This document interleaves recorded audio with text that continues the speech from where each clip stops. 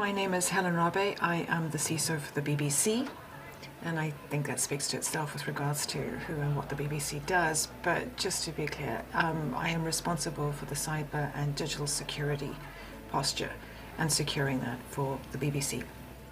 My name is Ashley Bull, Solutions Engineer here at Tessian.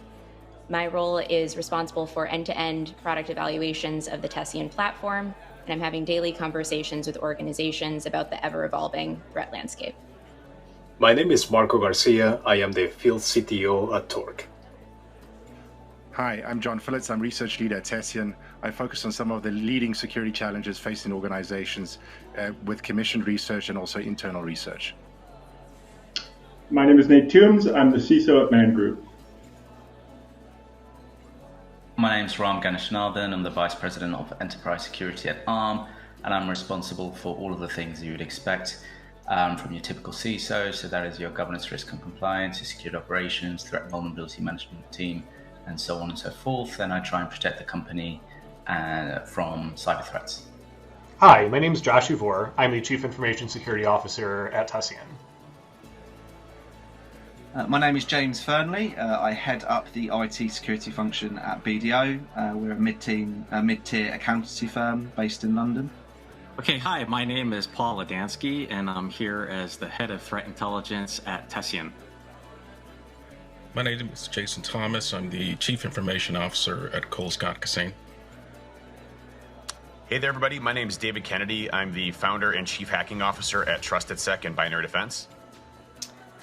Hi, my name is Ash Hunt. I'm the Group CISO for SAN Group, which is now part of the Apex Group. We are one of the world's largest fund administration firms and alternative asset management companies. We have about 3 trillion of assets under management. I'm responsible for the end-to-end security of the organization. Hello, I'm Kim Burton. I'm the Head of Trust and Compliance here at Tessian. My name is Imran Daoud. I'm the Information Security Officer for Investec Limited. I also look after data security and security awareness training globally for the Investec Group. Hi, my name is Daniel Linder. I am the Senior Director of Data Science at Tessian, and I manage all of the teams working with data to try to bring the most data-driven products to the market today. Hi everybody, I am Manoj Tiwari. I'm the Chief Information Security Officer for TMF Group, and I'm responsible for firm's cybersecurity, third-party information security, and privacy aspects of the firm. I'm Tim, I'm the CEO and co-founder of Tessian. I started Tessian 10 years ago to build security for the human layer of the enterprise.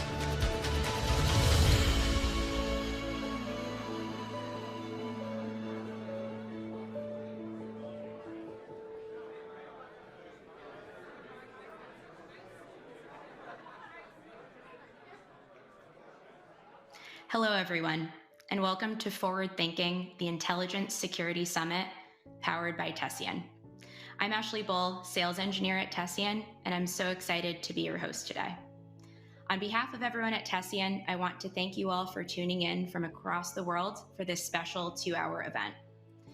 A big thank you to our speakers and our partners for making this event possible today.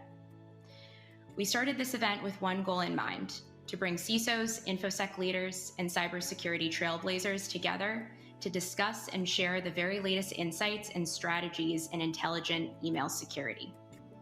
So whether it's account takeover, business email compromise, insider risk, email DLP, or the next generation of threats that's keeping you up at night, we're tackling it all today, giving you the tools to power up your defenses and help you navigate the ever-changing threatscape.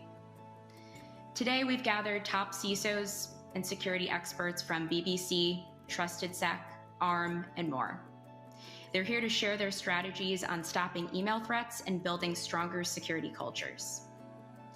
While you can just sit back, relax, and enjoy the sessions we've got lined up, there are bonus ways you can get involved too. For those of you joining via LinkedIn Live, there is a link to the chat in the description below. If you're in the live chat, say hello by letting us know where you're watching from today. Remember to share your top takeaways on LinkedIn or Twitter with hashtag FWDthinking so that we can join in on your conversation. And if you ever experience any technical difficulties, you can contact us directly at hello@tessian.com. So without further ado, let's begin. Our first guests are here from TMF Group and ARM to discuss never-before-seen email security trends and where your focus should be as we head towards 2023. I am delighted to hand it over to our first host, Tessian's research lead, John Phillips. Here's 5 email security stats you don't already know, but wish you did. Thank you, Ashley. My name is John Phillips. I'm research lead at Tessian. I'm excited to kick off today's session by focusing on the latest research from our Global State of Email Security report that will be released shortly. We have a fantastic panel lined up. We have Anuj Tiwari, CISO of TMF Group. We also have Ram Ganeshanathan, VP of Enterprise Security at ARM. Gentlemen, welcome to today's discussion. We know that email security is becoming a big challenge in the enterprise, and we've got some research that backs it up. We did a study where we interviewed 600 security leaders across EMEA and North America, and some of the findings were surprising. The first statistic that we're delving into is email impersonation attacks are the #1 concern for organizations. Anuj, why are impersonation attacks becoming such a concern for organizations? Great question, John. Impersonation attacks, I think, are getting a lot of attention from adversaries, especially, is because I think adversaries are very quickly realizing that instead of breaking into complex ways into environments, trying to deploy complex payload and get into AP type environments, just ask people what you need. Just ask them for their password or an invoice or a payment, and more than not, people will do that. So I think impersonation in terms of the adversaries trying to impersonate a vendor or their CEO or somebody from the leadership or a trusted person like their HR partner or a provider like their network provider is becoming more and more common, because I think the whole impersonation lies on the art of trust. And I think that implied trust is there. So this is becoming a very quick way of getting information or getting the, people to do like a click on a link or something that the adversaries want them to do. I love that, Anuj. I agree. And Ram, from your perspective, how have you seen impersonation attacks evolve over time in your environment? Yeah, I would really echo everything Anuj has mentioned in terms of the volume that we're seeing.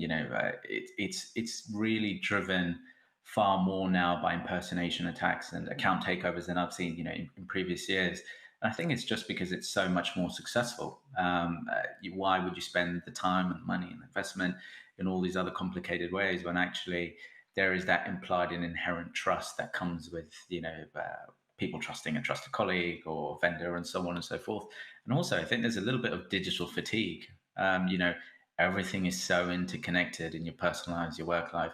Expecting people to be so vigilant all of the time it's taxing, to be entirely honest with you.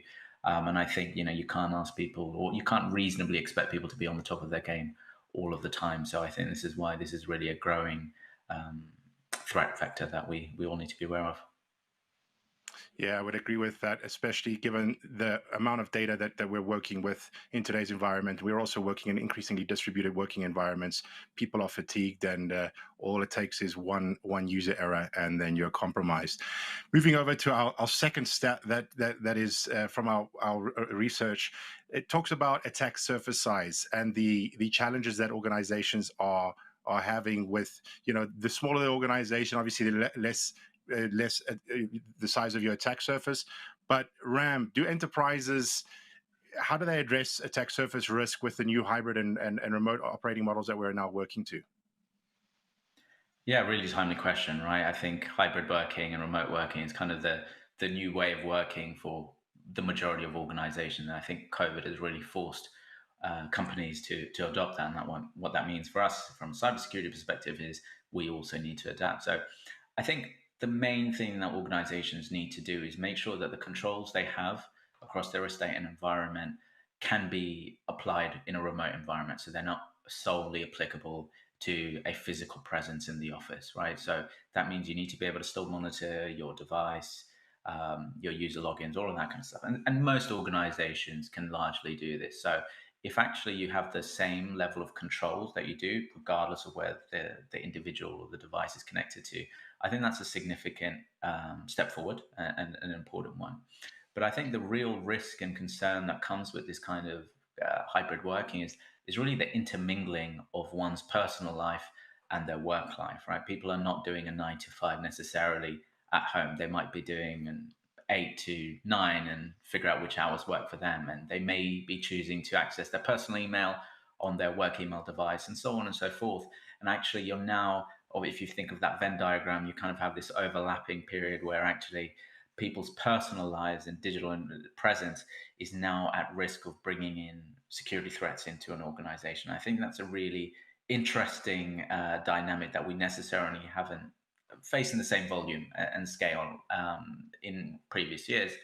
And that's why it's so important to be able to have controls and detection capability that is able to look for anomalous activity, because there is no baseline, right? There is no 9 to 5 of what is normal for one individual may look very different for somebody else. So being able to detect anomalous activity anywhere in the world, whether it's at home or in the office, is going to be really key, so that you can anticipate when a threat actor has been able to take over an account and so on and so forth. And all of this to say is people are still people, they're still individuals, and we want to treat them personally.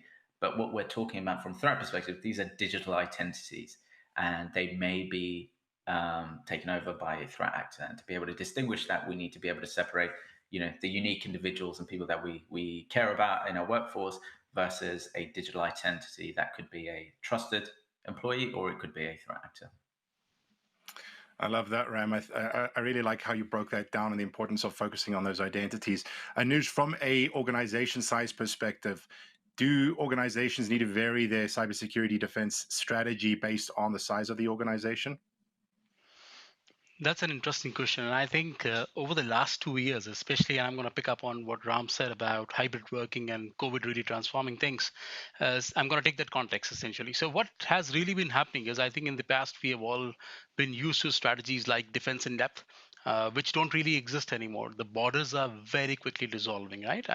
Identity is the new perimeter, as the cliche has been going around in the industry. So I don't think we need to kind of scale back or scale up the controls, if you will. In my opinion, what really matters is that we reconfigure the controls. We reconfigure the control around people, around identities, and around devices. And of course, and I'm literally talking through the simple zero trust principles. And we are also part of that journey. And we are looking at things like SASE being the new parameter. And so essentially moving your controls over to a unified layer and making sure that there is visibility into what employees' behavior is while they are away in this new normal, because everybody is building that baseline, if you will, right now. And I think that's going to become very important as tools are adopting to its AI and machine learning kind of capability. So I think that's really coming in handy, which in a way can help in the long term scale back the controls and use more managed services of, if you will, in that context. I think fantastic advice. And I agree with you, Anuj, that zero trust is really gaining that mainstream adoption now, and it's critically important. Gentlemen, the next topic, ransomware. We know that ransomware is a perennial problem. It's a growing security challenge, and email represents that vector for initial access. Let's talk about, Anuj, the growing ransomware challenge. What are you seeing? Why is email such a preferred channel for ransomware delivery? Very interesting, because when the ransomware started, it was all about deploying some sort of a payload or a beacon to start with to get some sort of foothold. And I remember back in the days of WannaCry and something, when the ransomware was really hitting the mainstream, we were focused a lot around the proxy or email type traffic, because that's where typically most of the things were coming from. Then came the evolution of sending attachments via email, which also people got educated about. So people are not clicking as much macros and all. And the adversaries are thinking, how do we get in now? The beauty of using an email is there is no payload. So the defense systems kind of get bypassed on their own, and it's difficult for a user to, once they start engaging, they can be pivoted off to a different environment, like a different website or a trusted email, which they think is safe, and essentially breach the environment. So again, playing with the human psychology and not trying to fight the great defense systems that are out there from a cybersecurity standpoint. So I think it makes absolute sense for adversaries to adopt a vector like email to do the initial breach. I love that, Anuj. I agree with you. And I think it's that open architecture of email that just makes it so attractive for threat actors to exploit. Ram, from your perspective, what are you seeing and what do you think as a security leader, how the ransomware challenge will evolve over the next 12 to 18 months?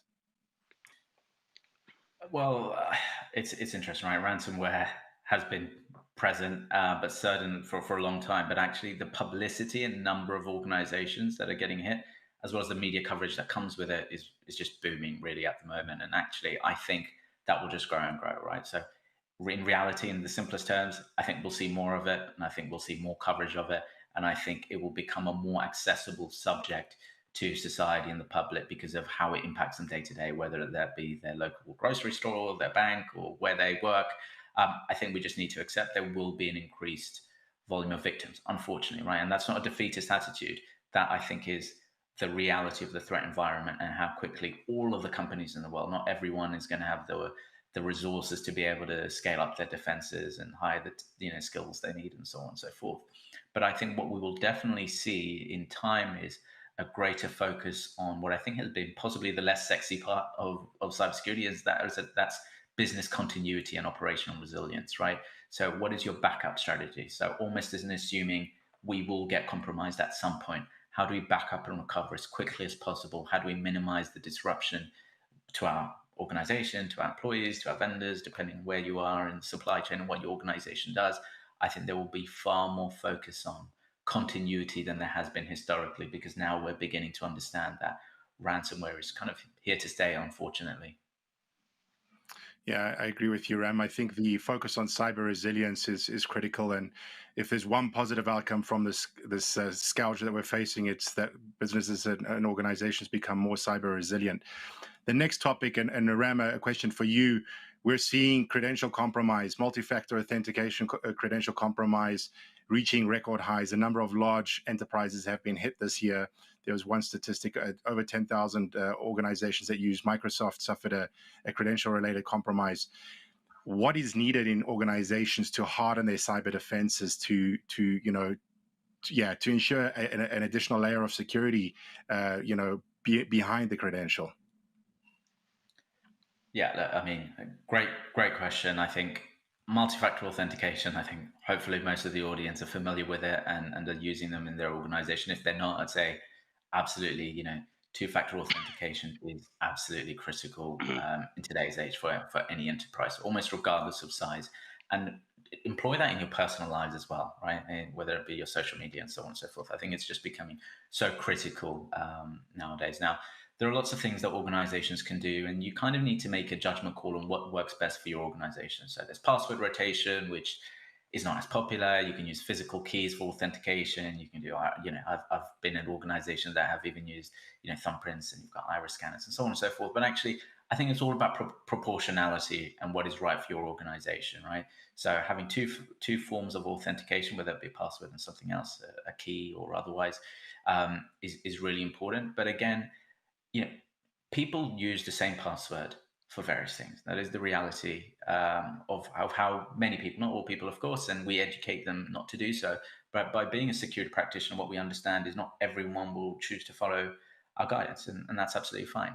But how do we then account for that? In that means that we need to prepare for a credential leak, right? We can do all the preparation prevention work, but actually, how do you then quickly identify that a user has given up their credentials, right? Because they've been phished, for example.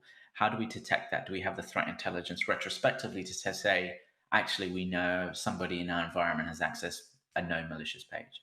And then secondly, if it has been leaked, how do we identify? Do we have dark web monitoring?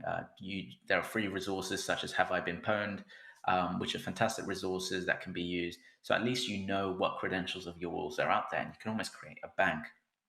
So you know which credentials you've already responded to and already changed, because they will keep coming up in all numerous breaches. And then thirdly is being able to identify when they are actually being used by a potential threat actor.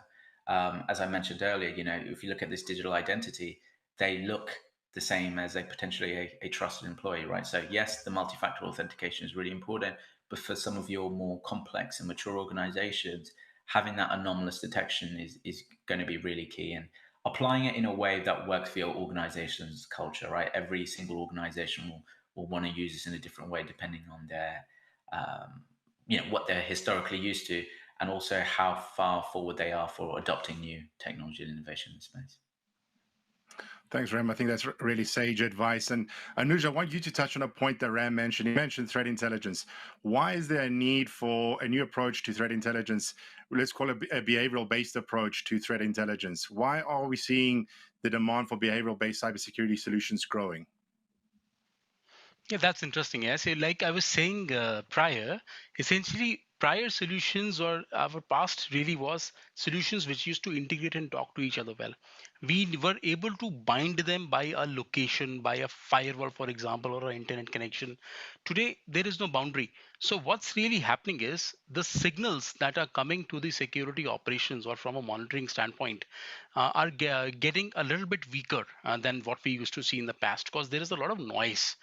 For example, there used to be this use case around impossible travel, but it's so easy to see employees accessing, let's say, using some sort of a web proxy, and you're suddenly seeing them after connecting to a VPN connect from a different country altogether. We operate in 80 countries, for example, and some of those use cases are throwing absolute alarms which are not consumable in the SOC. They're mostly false positives. So what's really, I think, happening is we've got to move away from purely security rule-based technologies, which can in a binary fashion allow or disallow or make security decisions, but really move towards enriching that data with the human element, which is the real person behind that machine or behind that computer. Yeah, so you've got to enrich those signals. I think that's the first key priority in trying to understand how the attack actually happened. And in a technology term, if you were to map it back to a kill chain, so you've got to really shift some of these things left. Fortunately, unfortunately, I'm trying to think of it. It's my eighth year as a CISO for a large firm which has more than 120 offices and whatnot. And I can tell you, I've been reading these reports from Verizon's and the Mandiants of the world. The detection of the adversary still continues to be over 180 days. And this metric somehow have not changed. Now, if you really think about it, can some of these things be identified sooner if we have more regression type methodologies from AI where user behavior is captured? So no doubt, I think some of these things have proven very good in a few use cases in terms of having a user-based detection and trying to weed out what usually would not get the alarms and the bells tickle. For example, account takeover. For example, email forwarding, ATOs, and the list keeps going on and on. So I think that's a good use case, and it's something that is still being progressing in the industry. So the maturity and of the technology itself and the adoption is something that is scaling up as we speak. I love that, Anuj. I think the importance of risk-based prioritization that you mentioned is only going to grow, and the ability to detect threats as they arise proactively rather than sitting with it, a forensic triage situation where you're looking at the incident, and like you say, it takes 180 days in many of the cases to detect actual breach. Our last topic, gentlemen, we're talking about data loss.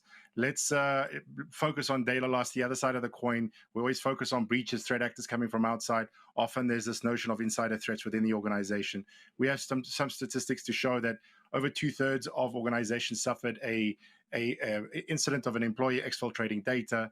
Anuj, why has data loss been solved for so poorly in today's environment?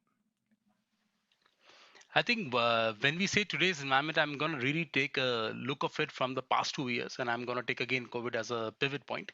So I think what's happening is a lot of cloud adoption is happening. And when the cloud adoption is happening, so think of your emails moving from a static place to another. Think of your files moving from, again, a static file server hosted internally, controlled internally, moving over to the cloud, your storage moving over to the cloud, and the apps essentially modernizing itself for adoption of the SaaS types environments. Hence, where the data used to lie, which used to be the base premise. So, I mean, you can protect what you know. So, if you, a lot of these times, today's companies don't really know where the data is moving, unfortunately, or if it is still residing in both the places and in what form and fashion it exists. I think some of these things being moving away we have lack of solutions which can cohesively look across homogeneous environments, which is what I think is causing a lot of data leakage issues today. The biggest one to call out is a shadow IT use case. Yeah, we sometimes even don't know we have people who have super administrative privileges and we can deploy all sort of controls, but until we have behavior monitoring in place, all the controls go for a toss. So a lot of interesting use cases out there, and I think again, the cyber industry from a tooling and solution standpoint is going to see a big pivot from now on. Now that all the data does not have a lot of boundaries these days. I love that, Anuj. Ram, just touching off a point that Anuj just mentioned, the importance of visibility. Often we know that data loss is the problem that CISOs don't know they have, the extent of data loss. Just talk us through the importance of having visibility into both malicious and also accidental, negligent acts of data loss. Yeah, I mean, data loss is at the moment, a top priority for most organizations. Data is king at the moment, right? And what data means will be different to different organizations in terms of the criticality of the data, right? So if you're an intellectual property company, your IP might be important. If you work in a legal field, the details of contracts and your customers and vendors and sensitive information is going to be different. And actually understanding that the criticality and importance. So if you think about your critical assets or crown jewels, whatever an organization calls it, it is going to differ for various organizations depending on their business model ultimately. And it's really, really important that we understand where our data exists, the ones that we really care about, but also acknowledge that it can be transgressed through any medium, essentially, right? As Anuj mentioned, cloud is boom, but a few years ago, it wasn't unheard of for people to take a pen drive and actually, plug it in and take their data off. And actually, there may be very little visibility from their security organization. Now you have drop and drag capability where you can just move something into Google Drive, and the log information that your SOC may use will be actually very limited. There's the greater adoption of CASB and all of these other things. So I think there's going to be a real technology change in terms of how we address this problem. But unless we truly understand where our data exists, as Anuj mentioned, but then also all the different mechanisms of how it is potentially able to leave the organization, you can't really tackle the problem in the meaningful sense. If you adopt a DLP solution that doesn't truly address or even identify the data that you think is valuable, then it's kind of a moot point. So that risk-based approach is going to be really important. Thanks, Ram. I think that's all the time that we have for today. I want to thank Ram and Anuj for joining me today. Over to you, Ashley. Thank you. Thank you, John, for starting us off with such an impactful discussion. Hearing about how 94% of organizations experienced spear phishing or impersonation attacks in 2022 is eye-opening. Let us know what you thought about those stats in the live chat. Now let's move on to our next session, which I am so excited to share with you. More and more enterprises are facing impersonation and account takeover attacks that result in business email compromise. Our next speakers are breaking down this growing threat and sharing their best practices. This session is packed with takeaways to combat the greatest cybersecurity threats to enterprises. Enjoy the growing threat of impersonation and ATO attacks. Well, thanks, Ashley. Hi, everyone. I'm Paul Ladansky, Head of Threat Intelligence here at Tessian. And I'm so delighted to host this session as we have a very strong set of guest speakers. First, I'd like to start off by welcoming David, James, and Jason, who are joining this discussion with me. And I'll go ahead and let them introduce themselves. Let's start with you, David. Hey there, everybody. My name is David Kennedy. I'm the founder and chief hacking officer of Binary Defense and TrustedSec. Been in the security industry for over 20 years and always working on the betterment of the cybersecurity industry and helping folks get better at defense. Thanks, David. How about yourself, James? Hi, everyone. I'm James Fernley. I head up the IT security function at BDO. We're an accountancy firm. I'm based out in London. Prior to that, my background, very different, was in Formula One. So I was head of cyber for McLaren. And my background before that was Microsoft and Fujitsu as a technical cybersecurity engineer. Nice. Thank you. And Jason? Hi, everyone. My name is Jason Thomas. I'm the CIO at Cole, Scott & Cassane. We are the largest defense firm in the state of Florida. I've been here for 6 years, been in the industry for about 20 plus. Also run the security program here as well. Well, thank you, gentlemen. So in this session, we're going to be discussing the growing role of impersonation attacks to compromise login credentials and multi-factor authentication leading to account takeover. We'll be underscoring the importance of defense in depth. So you've probably seen a lot in the news recently about breaches.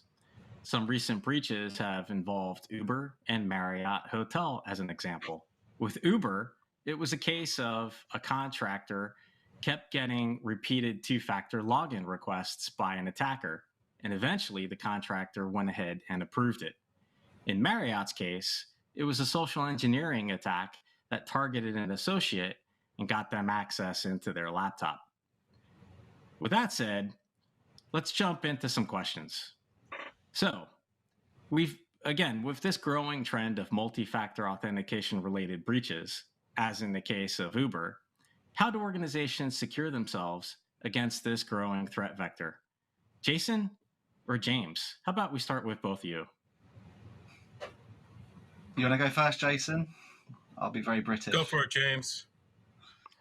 So to my mind, when you look at the concept of MFA fatigue and social engineering, I think obviously there's defense in depth and there are an ability to apply a layered set of controls. I think the first thing I would always revert back to, which is not as exciting, is process. So there's a level of understanding that the individuals involved in these types of breaches, they were what you call high value, high target workers to some extent, as in there was a deliberate focus. Once those credentials were sniffed on the dark web, or a dump of those credentials, they were explicitly targeted. So I think you have to be pragmatic around how effective education and awareness is within that space, as in, yes, your mandatory training programs and your mandatory phishing requirements and your testing is useful, but you still have to plan for that eventuality whereby someone is actually focused and targeted at your organization or an employee within your organization.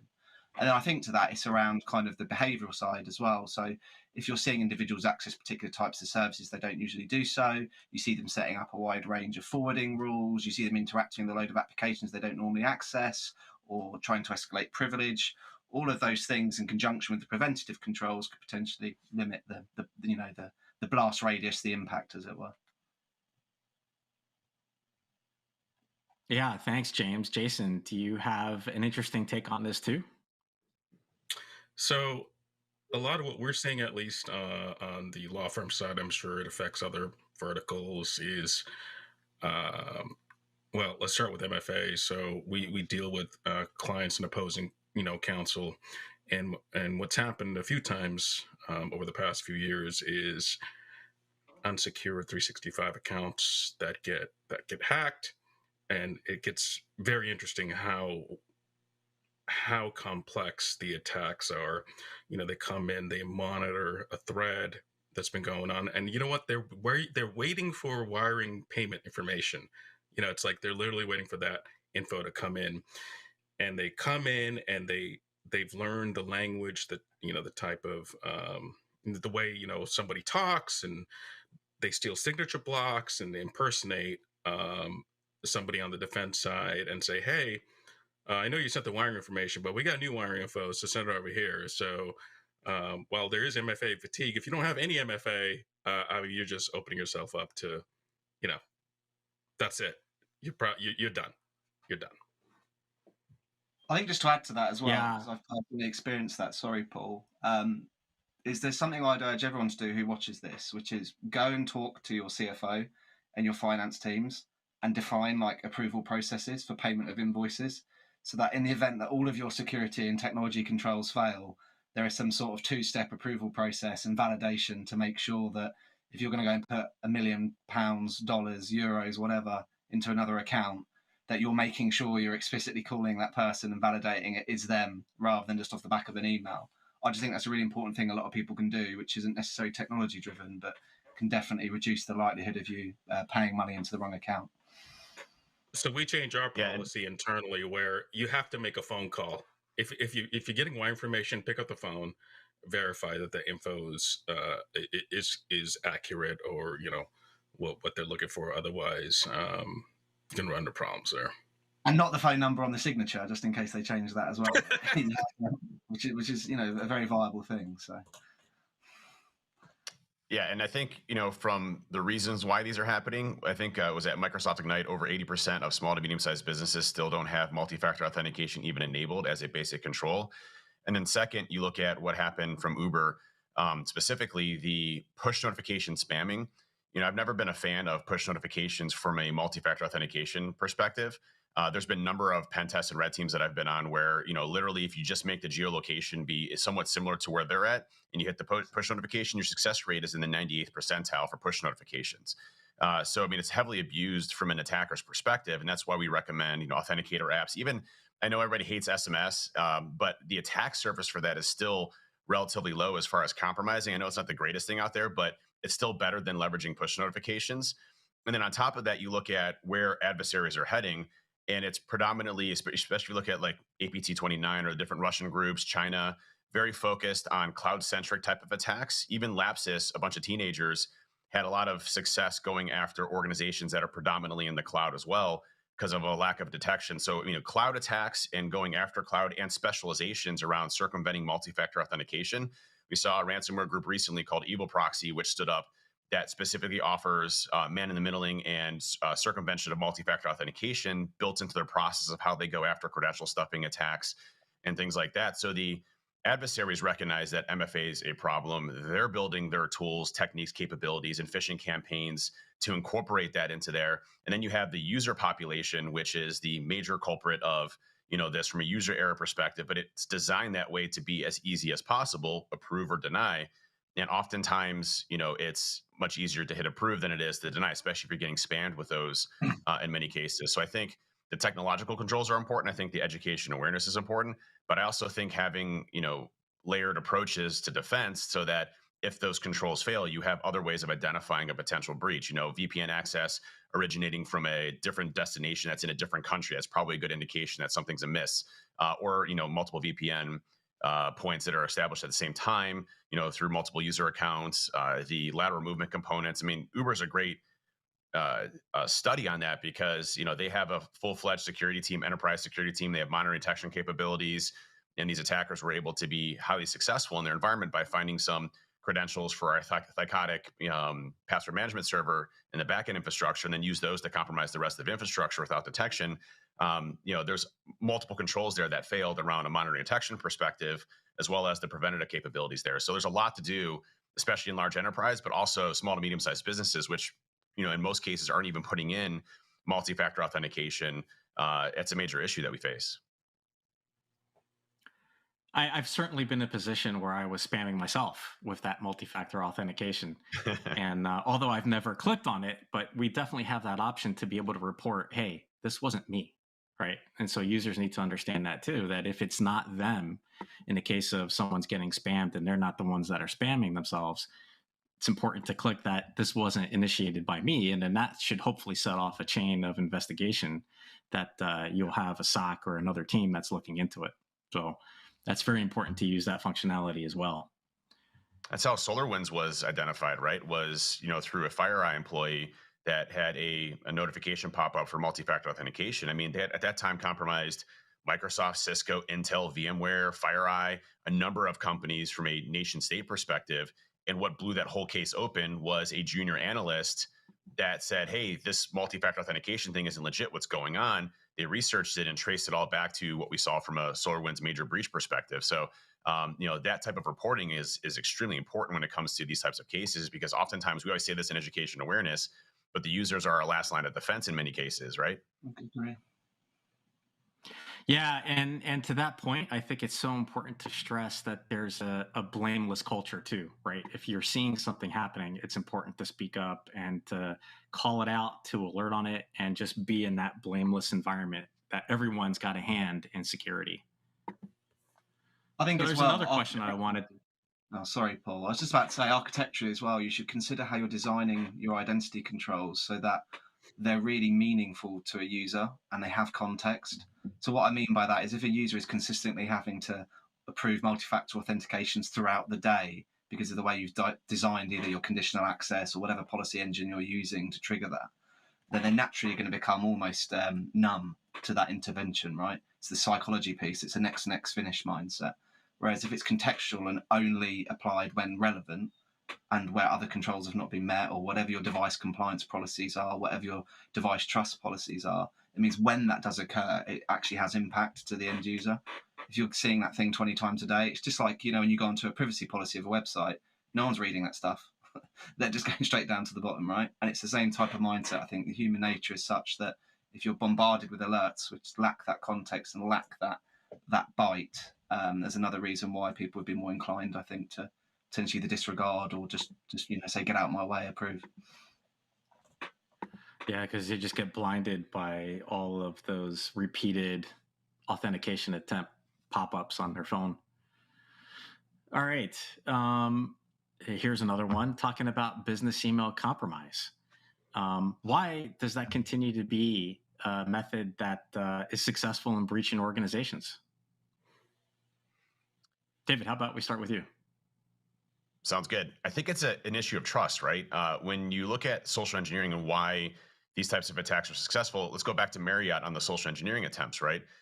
Anything that is believable in somebody's mind, especially if they already have an established relationship with somebody, makes it much easier for these types of attacks to be successful. And that's why I think business email compromise is, you already have a relationship typically with this company and organization.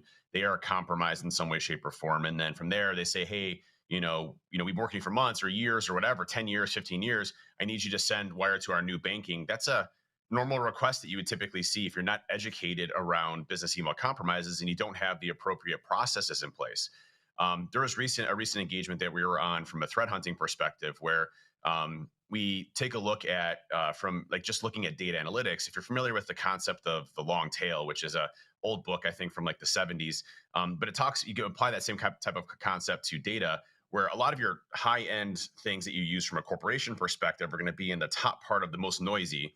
Then as you start getting to the tail end of things around services, processes, things like that, these are the things that we focus a lot of our time in, because these are things that, hey, there might be one-offs or unusual software that's installed that isn't part of the entire company, or where there might be a potential compromise at. And we actually baselined an organization's remoting software, and they typically used, this specific product, which is a third-party product. We saw for two of the employees, they were using unknown remoting software that was a third-party license thing, but it wasn't part of their corporate standard. And we started investigating it and diving down into it and found that they had social engineering attempts, that they had somebody call them up on the phone and say they were from IT and had to download this remoting software to get access to their systems. And it was a direct data breach, of their infrastructure and environment using legitimate third-party remote software. So, when you're going after organizations and it's somewhat believable, and if you don't have that education piece there and the controls in place from a process perspective to say, hey, we request, you have to be on the phone. We have to call you directly from already approved numbers to validate this, and then do that second kind of verification, very similar to how we do multi-factor authentication. These companies are usually very subjective to it, and it's still the number one thing that the FBI has to deal with on a day-to-day basis, is these commodity business email compromises that require a low level of sophistication, and yet they still make a ton of money off of it. I was about to say that the profitability side as well. It's so important, the profitability side, like how easy it is to make money from an engagement like that. It's not like you need to, and the dwell time can be as long as you like, because you're not going to sell off various triggers to your SOC, right? If you're a threat actor and you've got access to someone who works in the accounting team's email, you can just sit there and wait until the dream email arrives, right? And it could be you wait until a Friday when everyone's, going home and they're in that kind of weekend mode, and 5 p.m. at night, and then, okay, quickly, can you just do this before the weekend? Sense of urgency, that sort of thing. So I think as well, you always consider, I think, that kind of doomsday scenario that a threat actor's in your environment and on day one they're going to deploy ransomware and cripple your business. But that isn't necessarily always the case. They're looking for the easiest, least complex way to either make money or extort at least. And I think business email compromise, when we talk about absence of some basic controls like MFA, is still a cash cow for threat actors, hence why they're so incentivized to use that. So we saw 90% of organizations experience spear phishing or impersonation attacks just this year. And to that point, prior to my time here at Tessian, when I was at another company, a financial, we had a customer that was a director of finance, and they were targeted through an impersonation attack. they were told to go ahead and open up this PDF, and they got owned, right? And then attackers got into their financial accounts and were able to move a large amount of money. So I've definitely seen it successful for a very long time now. And it just, as we see and we're talking about, it continues to be a problem. Jason, how about you? What's your take on this? Email's easy, right? It's cheap, it's efficient, it's easy. And I mean, we see it all the time here. Hey, I wanted to see if you could help me with a case or help me with, I'm thinking about a lawsuit. And so here's the details in a PDF. And so, of course, everybody wants a new client, right? Everyone, it's very exciting when someone reaches out and says, hey, I need your expertise, and very easy to click on links in the PDF or whatever. Or, you'll see 2 or 3 redirects, right? So click here and then click here and then click here. And then here's your, just need your Office 365 login to view the document. And it's just easy to do. Yeah, that's definitely why we're in this business, to try and help protect people. I'm curious, as we're winding down here in our session, how does everyone see the risk landscape evolving with regards to impersonation and attack account compromise over the next 12 months? I'll go first. Sorry, Dave, it's so difficult at the time, but I think for me it'd be an evolution of the channels which are used to communicate as well. So something I'm seeing a lot more of is, why is everything via email? I mean, I will happily say I think email will, I hope, die out in the next 20 years as the primary communication methods for most organizations as we move to, hyper connected, instant connected, be that Teams, be it Slack, be it another one. I see smishing, phishing, vishing, all of that across all of those avenues. But I think if I put myself in the shoes of threat actors, I would say, well, generally speaking, most organizations have quite strong security controls around email, but will they have the same security controls or awareness or training for their staff across those other avenues? So what other ways can I talk to staff? Is it Facebook? Is it Instagram? Is it, is it any other mechanism? Because that's where you have a challenge, I think, in applying that corporate boundary and those real strong security controls when you're looking at those other communications channels. So I think that there'll be a far greater increase, and there probably already is, in those other communications vehicles for threat actors to try and dupe your clients or staff. And I think kind of dating myself here. Oh, God, Paul. Just real quick, kind of dating myself here. I remember when I first got into email when I was running a FidoNet hub back in the day. And so email for me back when I was a FidoNet node was this long, huge thing, and it would not be instantaneous, but the email would travel from my node to the hub, to the regional hub, to the super hub, and then get transmitted out. So email's been around for forever. David, what you were going to say? Yeah, I mean, I think if you look at what Microsoft's CEO Satya Nadella said, last year around moving towards passwordless type ways of authentication, I think he's probably too quick on the estimations on how long that's going to take. But I do think, moving off of passwordless authentication, I mean, passwords are literally all that is wrong with what we're doing, because everybody is using passwords in multiple locations. A lot of times using the same type of passwords, and human error is what's getting us in many cases. And we can try to create, password complexity requirements and all of these different things, but humans will swap out A's for ampersands and things like that, and 5s for S's, and change things around. So that still make it pretty easy, and we'll still continue to see data breaches. I think where, a lot of the effort needs to be on is understanding that we're in an environment for a long time around, and smishing, by the way. So SMS phishing has increased substantially for us of what we've seen in the past 2 years. I mean, over the past 6 months, it's increased substantially. So the trust factors around text messages and getting to people that way. So, I think attackers will continuously evolve. Our defenses have to be in place to understand that, hey, we're going to have credential stuffing attacks. We're going to have business email compromises. We have technology still complex. There's no magic box. It's these layered defenses that we have to have, work with good partners to get us there. And then work on, everybody talks about zero trust, but from a architectural perspective and what we're trying to accomplish, minimizing attack surface is a good thing. So can we minimize attack surfaces so that in the event we do experience a data breach of one endpoint or a system that's in the cloud, it's limited very heavily off of user permissions and access, that restricts, a large cataclysmic data breach that we typically see associated to ransomware or nation state groups, at least making it much more difficult to raise the sophistication level out there. So I think on principle, we know as an industry what to do. It's just extremely hard to do it in big companies and organizations and enterprise, even in small to medium-sized businesses that don't have dedicated security personnel. So that's going to be a reliance on partners. I think managed services are going to continue to grow like crazy, working with partners that have the technical capabilities or the technologies that can help assist and augment where needed. And then, working on shoring up our legacy debt and trying to make it a much harder for these groups to actually compromise via credentials is really the only route that we have to go until we move to other, communications like James had mentioned, that are more trustworthy in nature of seeing people's faces or being able to actually, validate in certain ways, shape or form that something's actually happening. So I think we'll get there someday, but in the short-term future, especially in the next 12 months, we're going to be under a lot of hurt still from these different ransomware groups that continue to create their high levels of sophistication, continue to research and weaponize and deploy, as well as nation states. I mean, we're going to continue to have to defend pretty heavily right now. And for our final take, I'll let our malware engineer Jason finish us off here. What's your view on it? So to Dave and James' point, I mean, email, text, phone, it's going to be around for a while.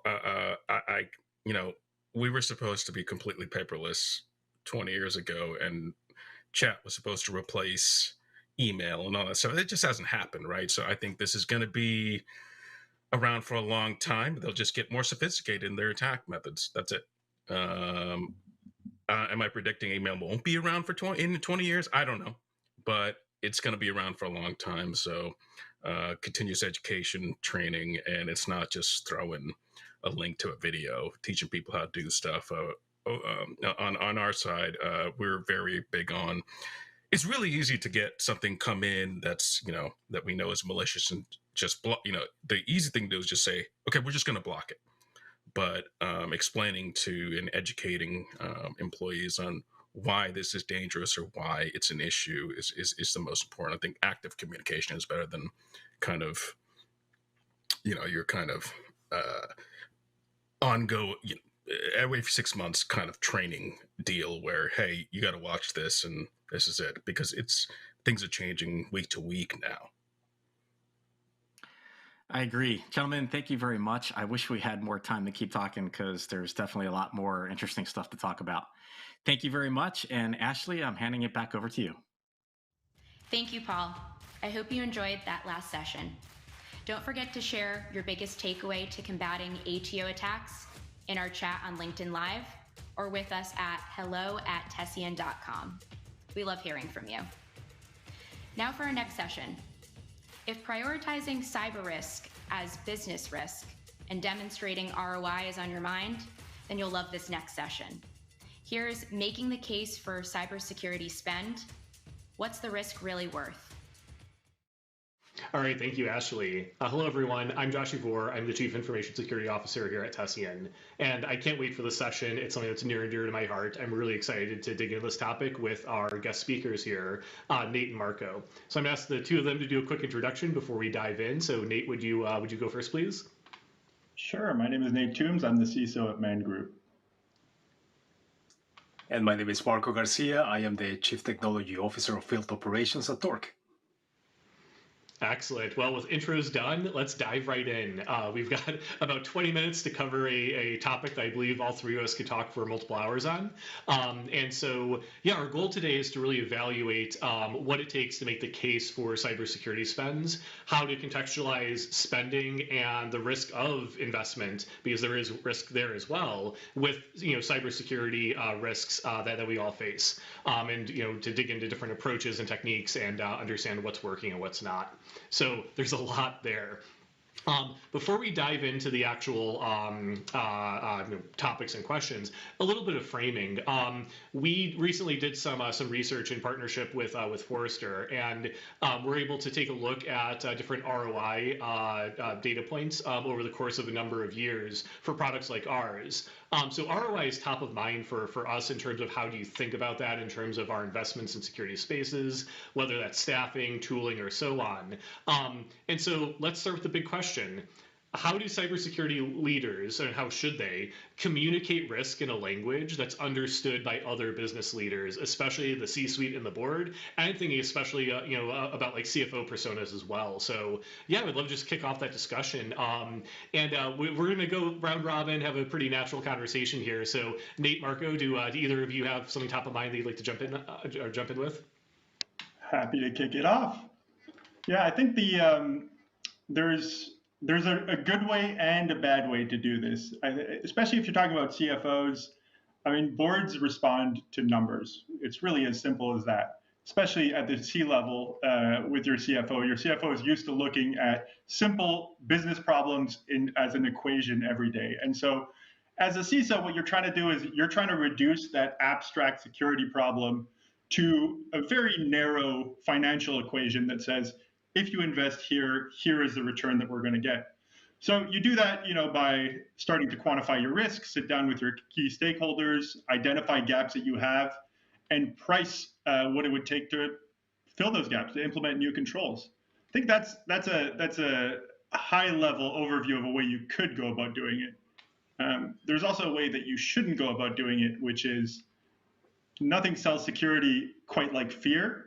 And so I think, having worked on the consulting side, I've seen a lot of security organizations pull that lever of panic within the organization and try to get decisions to crystallize through it. And it'll work as a one-off, but it's extremely damaging to that decision-making in the long term. So I'm an advocate of making security boring again.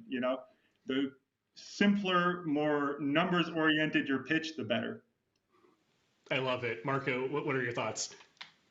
No, very much along the lines of what Nate said. So risk is a very important quantifier when you're speaking to the C levels, especially like the CFO, like Nate mentioned. When you're speaking to the CFO or the board, they want to see how much do they have to invest on and what is the risk that they're covering upon it.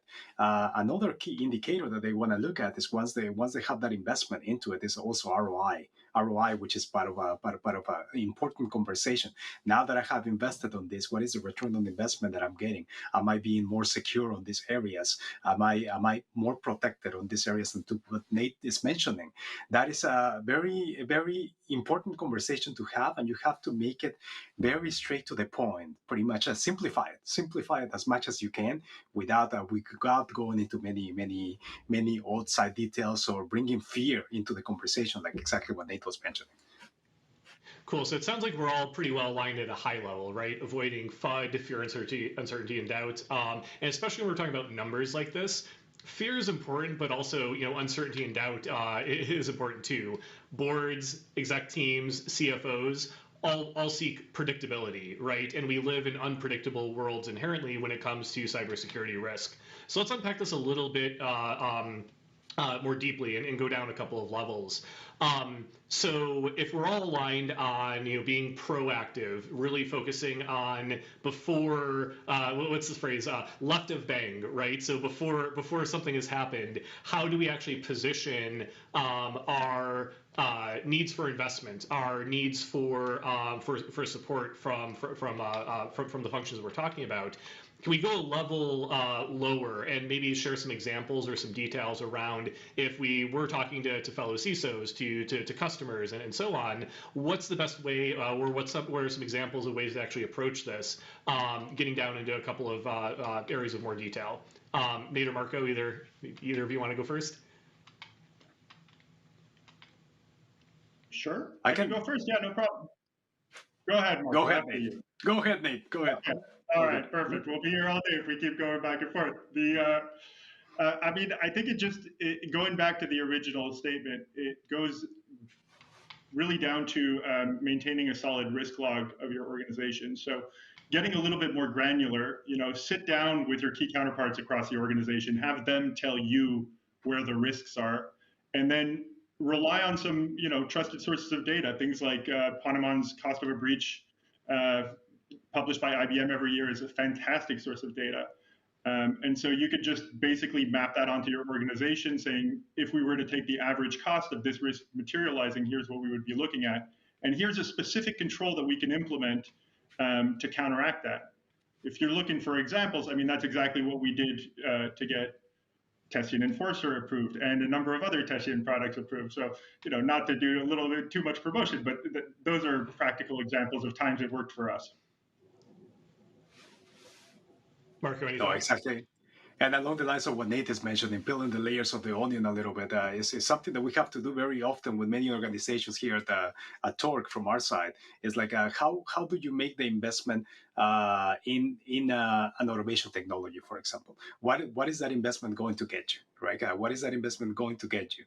Is that going to help you simplify risk? And then you start looking at it from a business perspective. Is this going to help me in what areas of the business? What key stakeholders are going to be able to leverage this component to lower down the risk, and what value is the organization going to get out of this? All of these components end up adding up in order to make the case for that spending itself. Like a couple of layers, first risk itself into how many hours is it going to save me? Am I getting enough ROI from this component? Is this going to make me more secure? And is it going to make me more secure because my analysts are not spending 3 hours doing manual investigations, therefore they are able to respond faster? All of those pieces that come together whenever making the case, and I'm sure you guys, when you present it to the board, these are the things that become important in order to get budget for a cybersecurity spending. Absolutely, and I want to index on something that you just said there, Marco, and kind of play it back in different words. I think when I look across what I see and hear from fellow CISOs, from other security leaders and practitioners, one of the areas where I think we all have struggled, and just as a whole, I think we all can do better, is really approaching this from an outcome-centric perspective first, rather than starting with the dollars in, dollars out in terms of investment, and staying just at that level, really leveling it up and talking about the outcomes. What does it actually do? When we say that it reduces risk, what does it actually mean and how, and making sure that it's actually understandable to these broader audiences who we're trying to convince. Because these audiences don't necessarily, nor should we expect them to understand, hey, we're going to reduce the frequency of the occurrence of externally facing CVSS scores of 9 or above. Great. Yeah. Hopefully they trust us to track those metrics, right? Or things like that. And by the way, I'm not suggesting that those are good metrics necessarily. Don't come after me. But I think outcome-based language. And I wanted to share something that I've started doing as well, just to kind of contribute something on my end of the conversation too, which is I have started to align to frameworks in a way that goes beyond what we've done traditionally as security practitioners. So I'm a big fan of taking things like the NIST cybersecurity framework and, yes, doing the normal internal assessment about the capabilities that you have and how those change over time. But what I've done is I've actually leveled that up to basically a traffic light protocol, red, yellow, green, in terms of how we're doing in these core functional areas. And then I actually map that to risk and then the budget. So my budget internally is actually broken down, and I can actually tell you quarter to quarter, year to year, in this area aligned to the CSF with this risk level, this is what we're spending. Here's how it's changing up and down, and here's how risk is going up and down as a result. Now, it's not perfect. It doesn't cover everything, but it's one of those things where we can take tools like that a lot of us are familiar with and actually extend it up and level it up in a way that can actually help bridge some of these communication gaps while still staying close to the numbers, but also staying close to the outcomes. Okay, great. Yeah, I think, one thing I want to go back to something that you said, Nate, and, I fully agree with what you said before, right? We don't want to lead with fear. But let's talk through this. I'm really interested in what the two of you think. I think we all agreed on that, but we also see that when we get to the right of bang, something bad has happened. How many of the organizations that are impacted all of a sudden have security jobs that are available almost immediately up on their sites? We're seeing a result where there is investment that occurs after something bad happens. So how do we think about that reconciliation?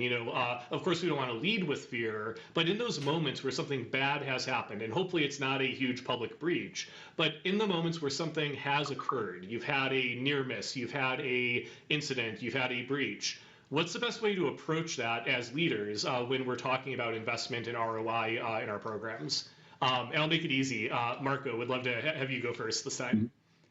Yeah, no problem. No, it's an important component because what you see is whenever a company has been breached, immediately they get 100 vendors that are knocking on their door to say, "Hey, let me help you solve this problem," right? And thinking along the lines in which because they have been breached, now they have the open pockets in order to spend everything, and that's the time to be to be smart about those investments because while yes, you can go up to the board at that time and request something, and most likely you're gonna get it because something bad just occur.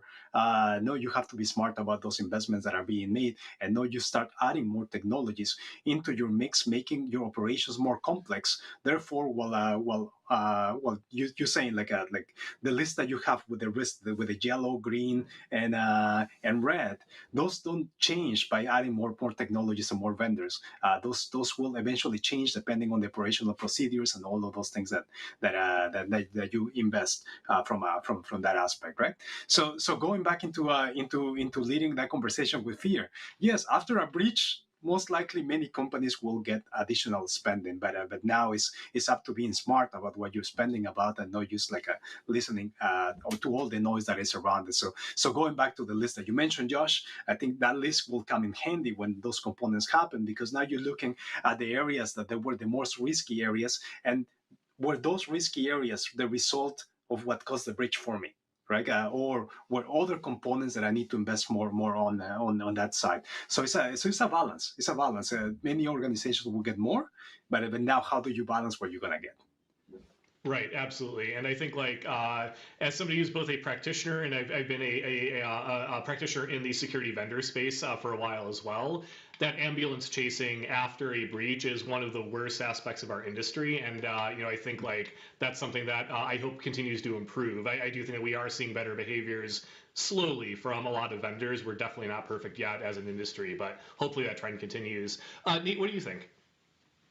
Well, I mean, Marco makes a very good point. I think it's human nature for crisis to be a catalyst for decision making. That's going to happen regardless, right? When something like this happens, people reevaluate some of the decisions that they had made previously, and therefore, regardless of what we do, there will always be increased spend in times of crisis. It's just a question of how much. And the way I think about it is that is a manifestation, increased spend after a breach, of three things. Either a control that you thought was working really well that turns out to not be working really well. And so now you're looking to fill that gap as quickly as possible and then, spend as much as you need to do it. Either it's that you wrong sized one of your risks, so you thought that the frequency of something was much lower than it actually was, or the financial impact was much lower than it actually was. Or more often than not, it's a failure of communication. So going back to the consulting days, so many times I got brought in and I talked to the CISO, and the CISO would tell me, we knew this was going to happen. I said this was going to happen, but the board didn't know, the CEO didn't know, but the CISO knew. So it's not just a question of making sure that you understand your risks, you have the right controls, but it's also making sure that the organization understands what you're doing and sees a value in all of these different controls that you're implementing. Absolutely. And I think it's amazing, but not surprising, how much of this just comes down to what you said, Nate, the simplicity, but also the difficulty around communicating effectively at all levels. I think personally for me, that's an area where every time I've invested, speaking of investment, in training, external partnerships, and so on, that's always been a high ROI for myself personally and for my teams as well. Okay, I think we've got just over 4 minutes left, and so we're going to have like one or two more topics here. Especially these days with larger market conditions top of mind for everyone, whether you're a vendor, whether you're a security leader, a budget owner, it's top of mind for everyone. We've been talking about how to position spending effectively and get the right conversations going around inputs, ROI, and so on. What accountability do we have in this space, and how should we be thinking about that, knowing that we're not the only business leaders who are under this pressure? How do we be good partners to our fellow executives and budget owners, and how do we be good corporate citizens, to use that term? What should we be doing and thinking about within our teams in terms of making sure that we are spending appropriately, and holding ourselves accountable to the right outcomes. Marco, we went with you first last time, so Nate, would love to start with you. Yeah, that's an interesting question. I think if you look at the financial services industry, for instance, we are already doing a lot more with far leaner teams today than we were 5 or 10 years ago.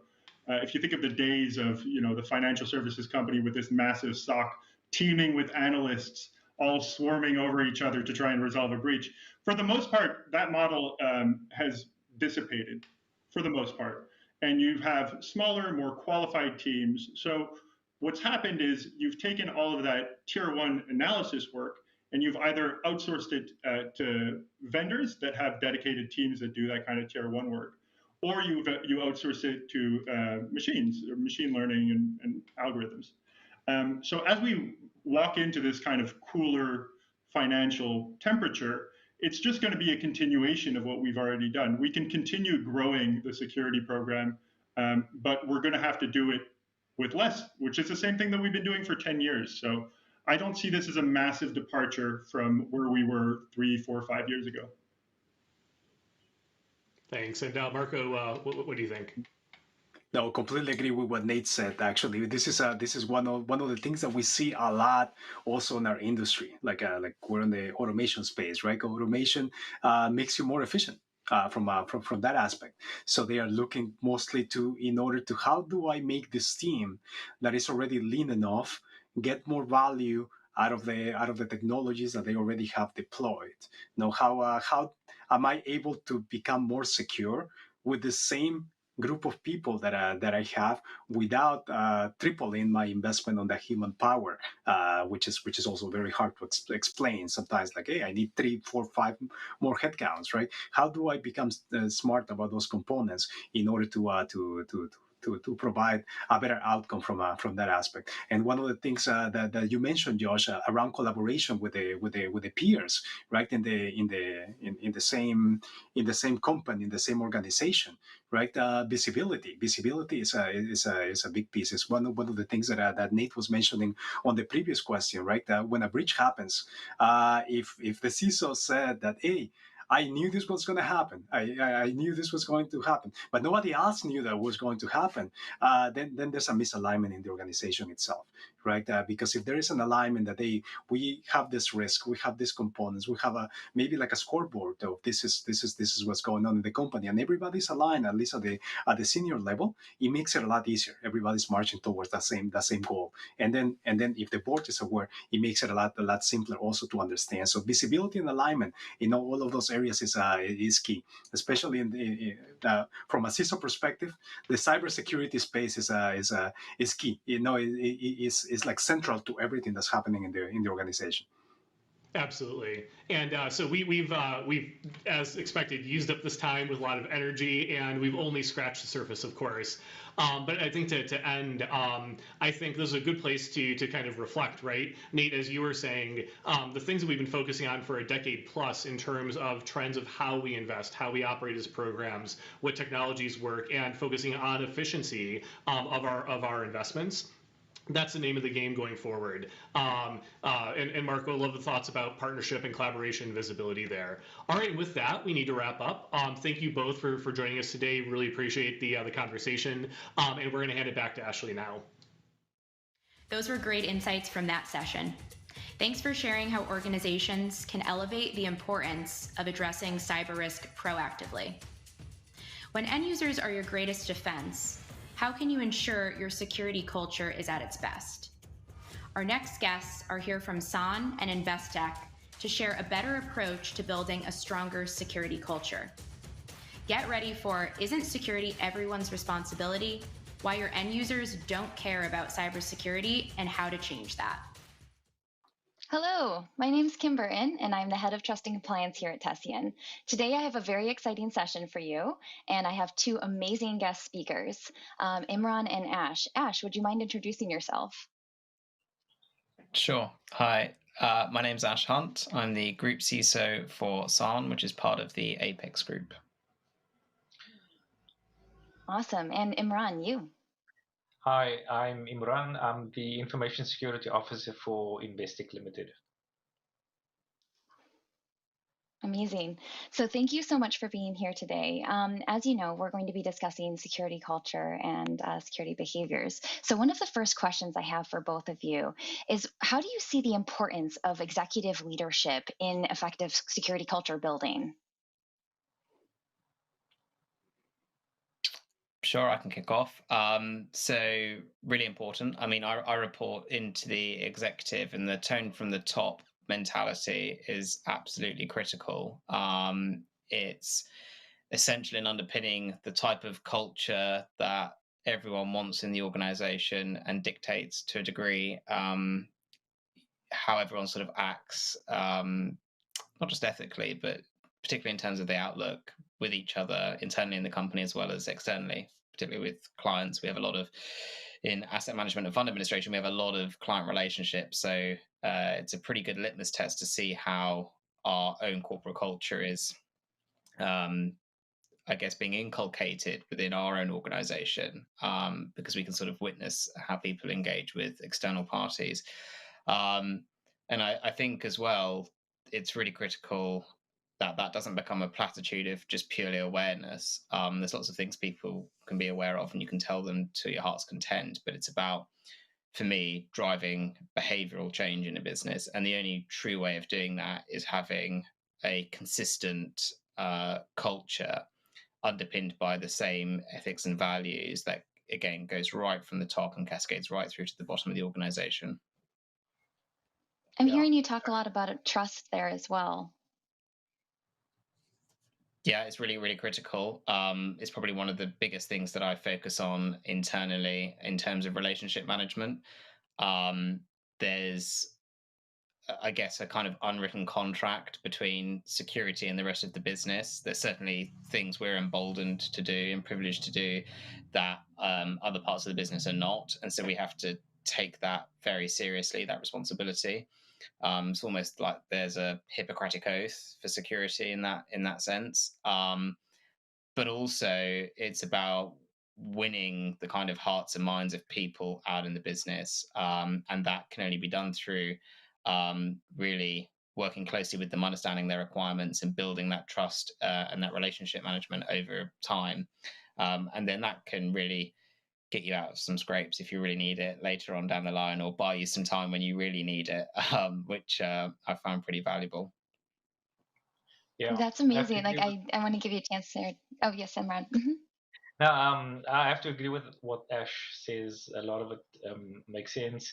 Also, I think an element we keep forgetting is if you have a good relationship with the executive team, it also allows for an element of psychological safety when something does go wrong. Something will go wrong, and the last thing you want is having to answer to an executive team with whom you don't have a relationship with. And it does make budgets easier. We can't deny that.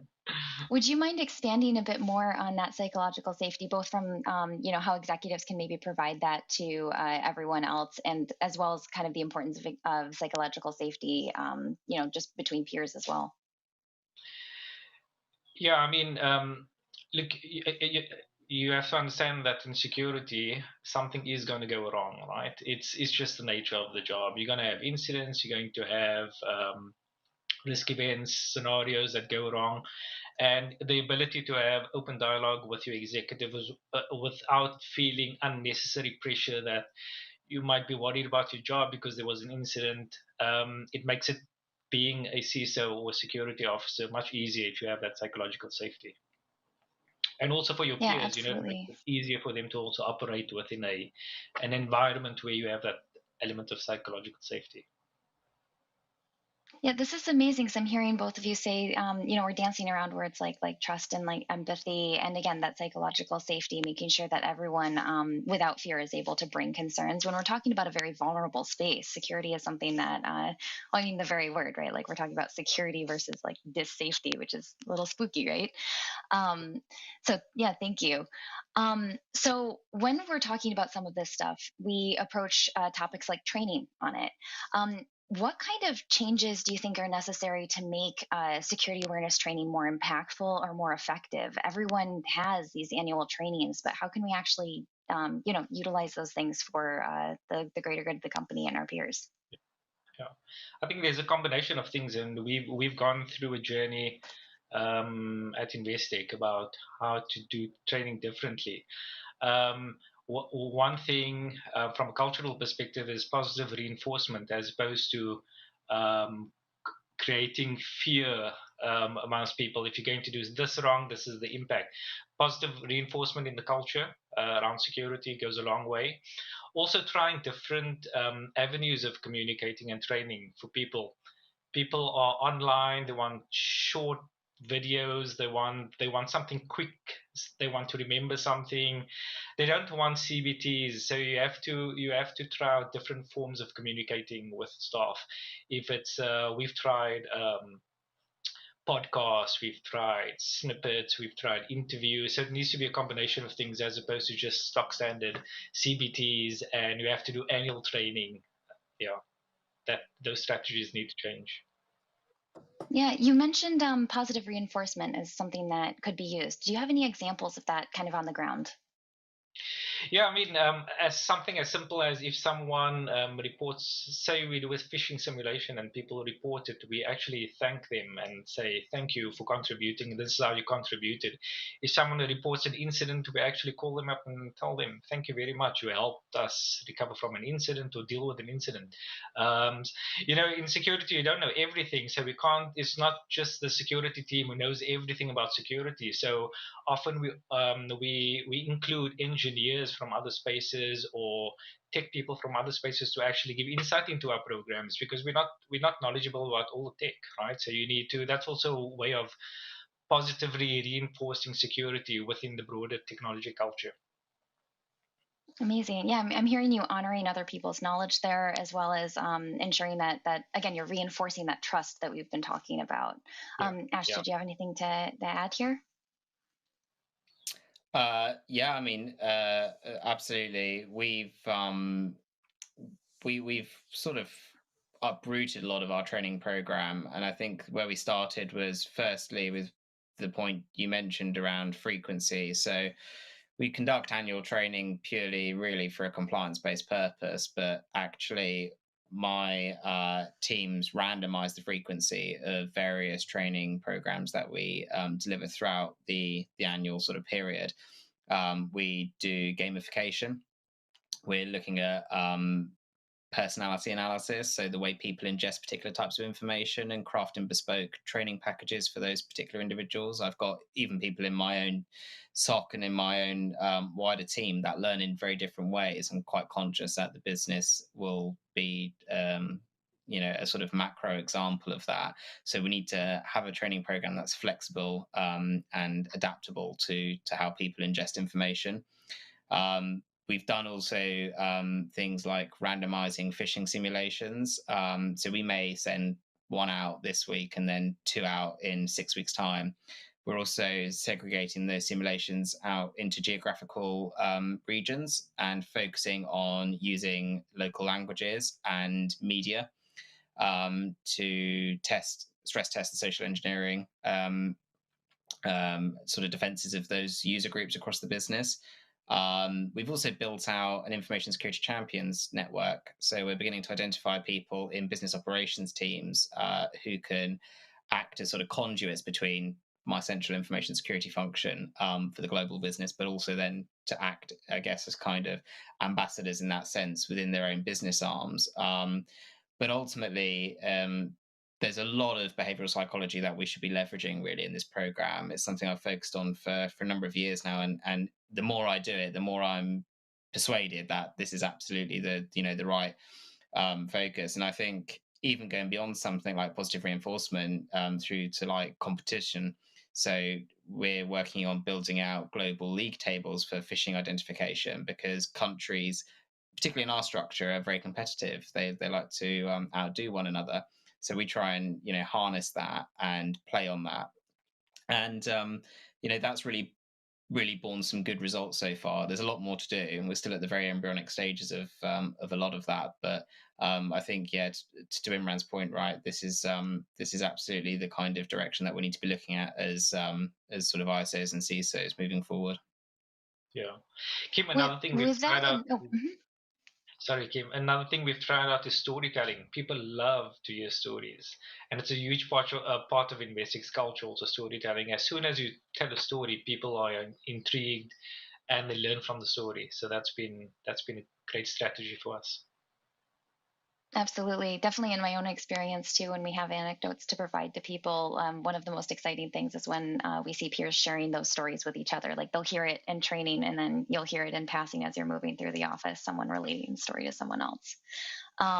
Yeah, so when we're talking about things like some of the behavioral psychology and such, we've definitely heard a lot more about how phishing simulations can kind of go wrong, right? Where people might feel attacked or harmed by the way that the security team is approaching problems like that.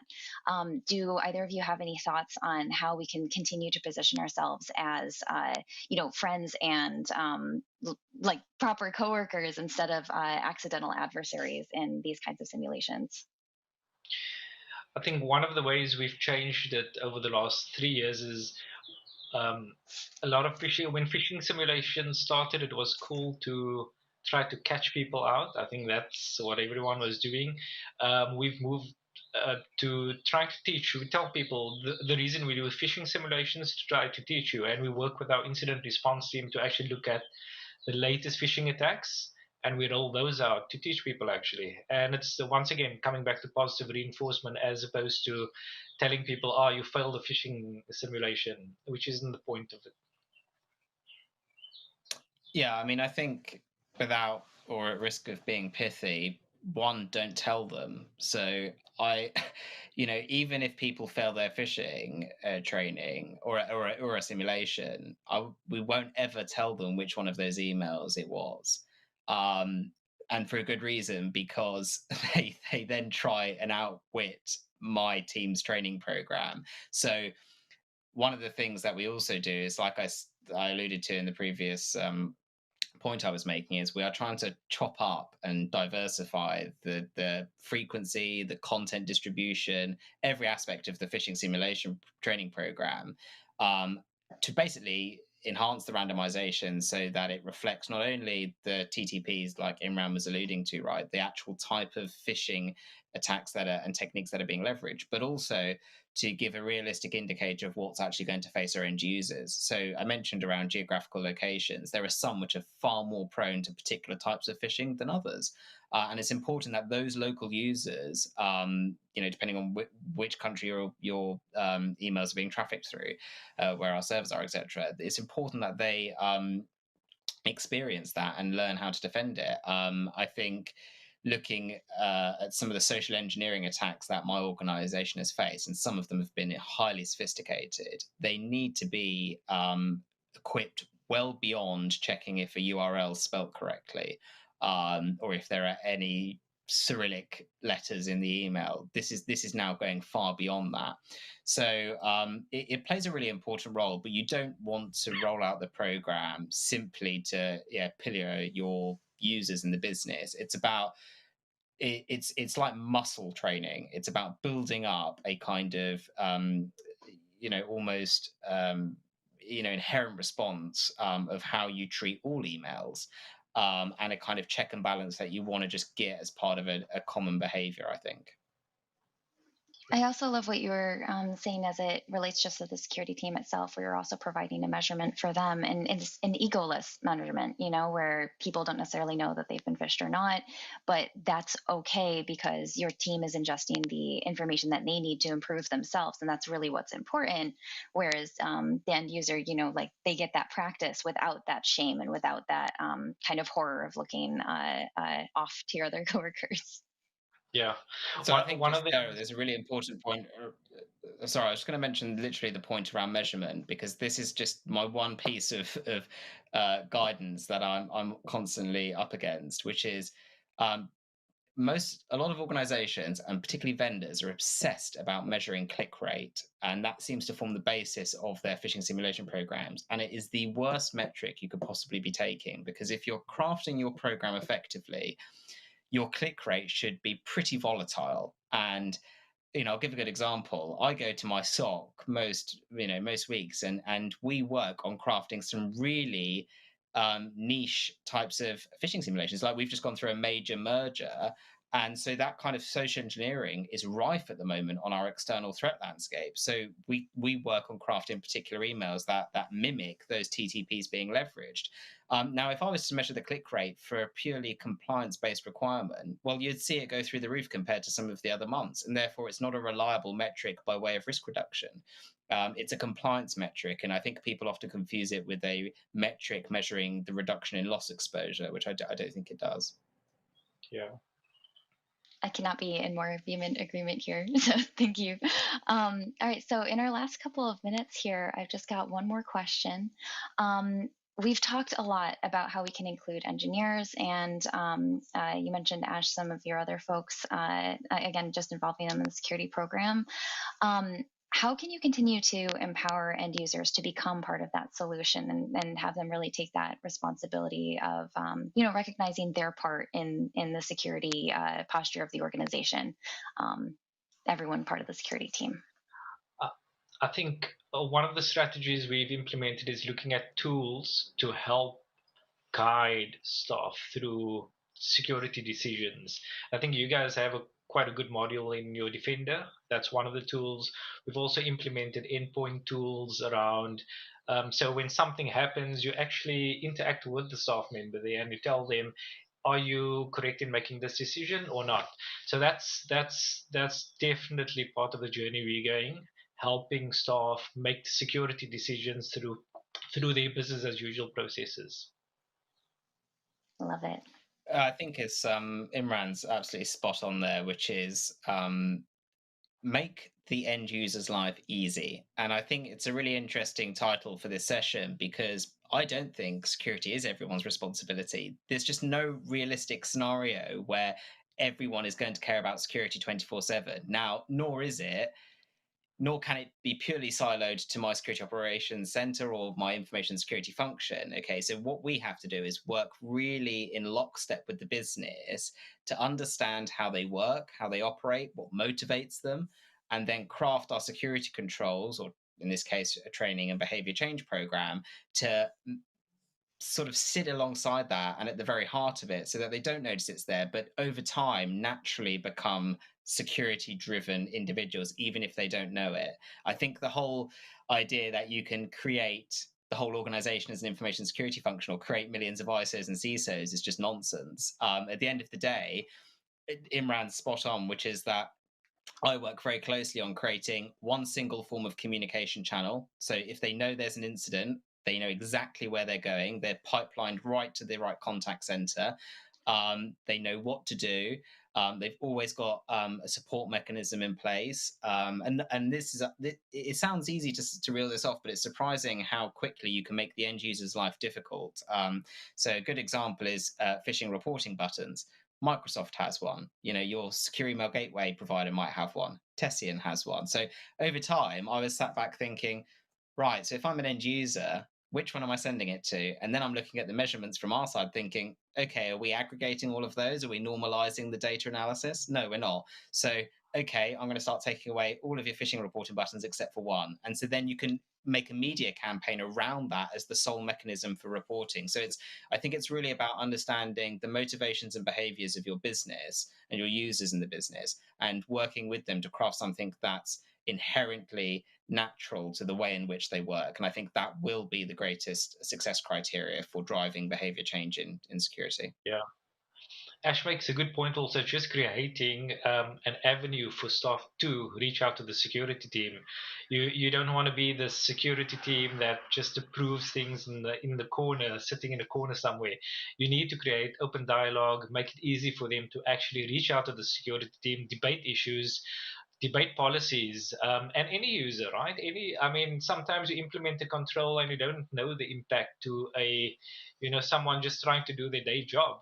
They need a way to actually call you up and chat to you and tell them you're making their lives difficult.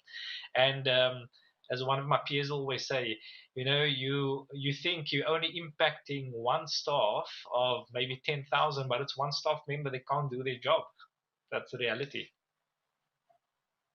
Thank you so much. I think we have such a full session here. I really appreciate both of you coming on, and thank you for keeping the human in the human first part of security.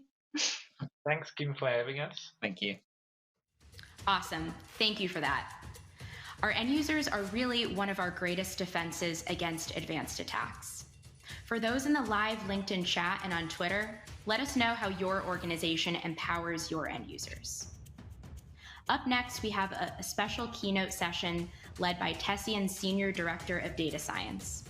Sit tight for this exclusive peek behind the curtain into building and scaling a machine learning system, as well as some top tips on how to get the biggest impact from machine learning.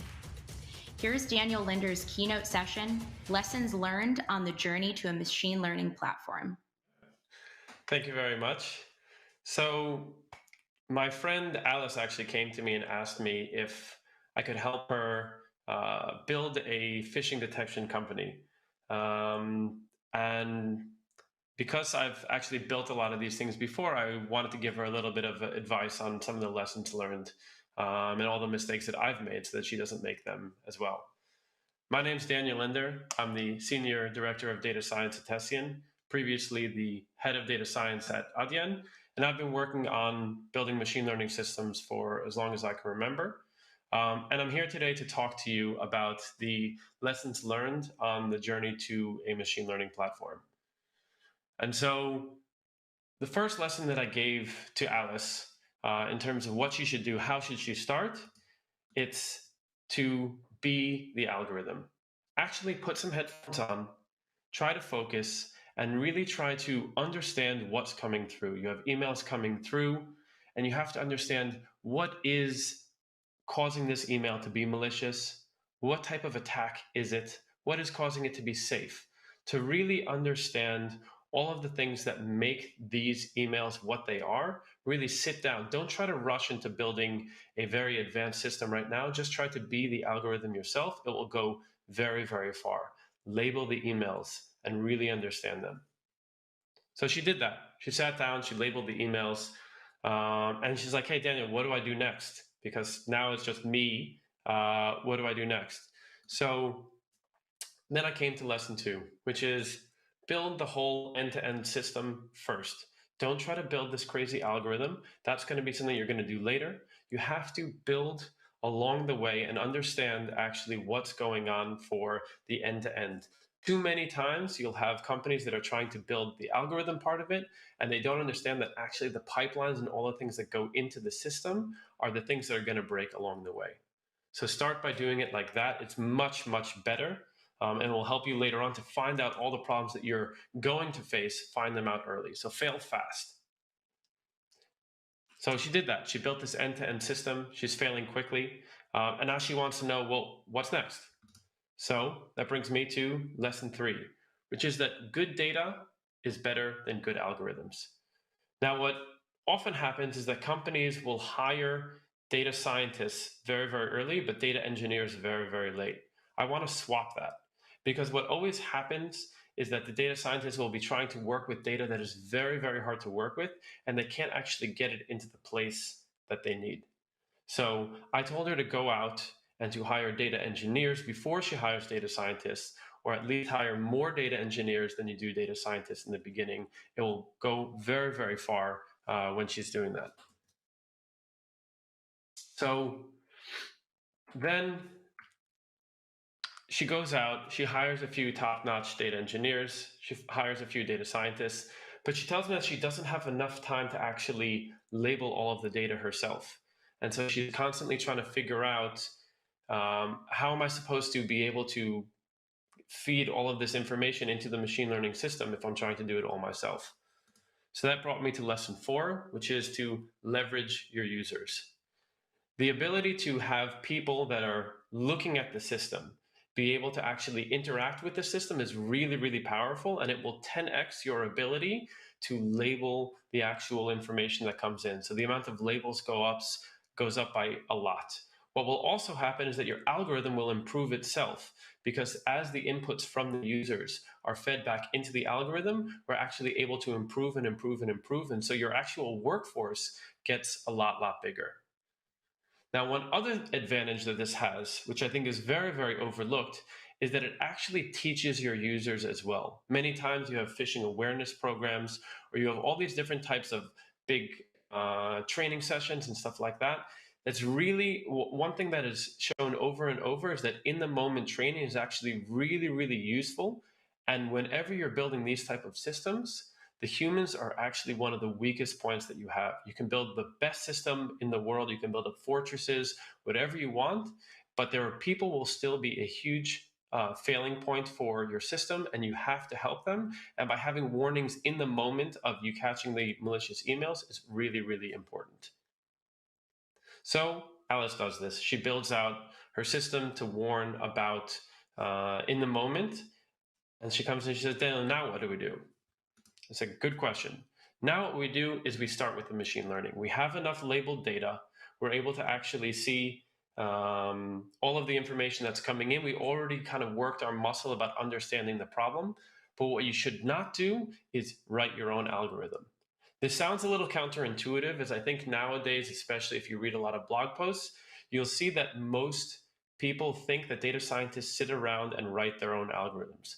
There are enough algorithms out there that you can use in very different scenarios that are just as good. And if you follow the 80-20 law, do 20% of the work and get 80% of the benefit, go and use an algorithm that's already out there. Now, specifically for Alice's case, she has some tabular data, so data that you would go rows and columns, which you would call structured data. I'd recommend to start off with a very simple random forest. If that's not good enough, you can go to something like an XGBoost. Don't go look at it now. You can reach out to me afterwards and I can tell you a little bit more about it. And she also, on top of that, has text data, which is what you would call unstructured data. For that type of information, I'd say use pre-trained deep learning models and use transfer learning on top of it. There's some really amazing advances in the field now. Please reach out to me afterwards if you want to find out more, but the analogy that I would like to use is probably imagine going into a restaurant and you get a menu. You don't want to go into the back and try to ask the chef to make your own dish. You pick from the menu that you have, and that's what you should do here. There are enough items on the menu to solve the different problems. Just follow what is already out there. It'll save you a lot of time, and you'll get almost the exact same results, if not better. So she does that, and she builds her machine learning system using the tips that I did. So what's the problem now? Is that you actually still want to have humans in the loop here. One of the things that I think also is maybe misunderstood is that once you start building a machine learning system, you think, okay, I'm done. It's 100% machine learning. It's the greatest thing alive. That's not really true. What you really want to do is you want to have a hybrid system. So a hybrid system would be having machine learning, you have heuristics and rules, and actually with InfoSec, you also want to have, or email security, you definitely also want to have things like threat feeds, so deterministic feeds that you're able to get from the internet that will allow you to also understand whether or not emails were malicious or not. So it's actually a lot of different sources that you would use to be able to determine not just 100% machine learning. And the reason that's actually doubly important here is that fast reaction speed goes a very long way. You're going to miss some threats. That's okay. That's part of the system. It's part of the game we play. So one thing that's important is what happens when you miss it. And you have to be able to react very, very quickly. Now, machine learning systems, they take a little bit of time to actually retrain the entire thing, and to be able to react within minutes and retrain a machine learning model and get everything up and running is a bit complex, and there are a few too many things that can go wrong there. So what you want to be able to do with your hybrid system is build it in a way that you can actually react very, very quickly. So an email comes in, a company says, hey, you missed this one. Now you actually have a system that will allow you to react within minutes, and it gains a lot of confidence that even when things go wrong, you're able to really react quickly and tell them, hey, these were malicious. We actually caught these, maybe post-delivery remediation, a bunch of different versions of catching things, reacting quickly, and then helping them, guide them to the direction in which they can block it in the future. So that's really, really important. Now, Alice did all of this, but she still had a problem, is that some companies still wouldn't sign on to her platform. And she was wondering, she said that they came back with the complaint that it seemed a bit too black boxy to them. So I told her that she has to learn to explain herself. Now, explain herself actually is threefold. One, explain the predictions that the model is making. So you have to really explain. You can't just have a black box system and assume that everyone says, okay, if they say that it's malicious, then I'm going to trust you. No, Alice, you actually have to go out and you have to explain why it is, because different companies have different risk appetites, and they actually, some of them have really, really smart, really experienced people that have different opinions about some of these things, and it's okay, and it's actually a good thing to allow them to leverage and understand why it is that you're making the decision so that they can have an input in the system. Now, the second part of that is to actually explain yourself within the company. What I find happens a bit too often is you have these kind of very technical data scientists, data engineers that are building this complex system, and the rest of the company doesn't actually understand how any of this works. Now, this is a problem because if the salespeople, your account managers, whoever it may be, if they don't understand how this works, one, they can lose confidence because they're not even really sure if it's any good or not. And two, they have a very hard time going out and selling it. So if you can actually allow the non-technical people to understand what's going on, it's a great practice for technical people and a great skill to have for technical people to explain to non-technical people how these systems work. If you can do that and you can do that well, your system will be top-notch. So then she did this. She was able to explain herself, which is great. Which brings me to lesson number 9, which is that time from idea to production is king. Now, if you're going to remember one thing about this whole presentation, the most important one is iteration speed. I would rather have a broken system that you could iterate quickly on than a perfect system right now that takes a long time to change.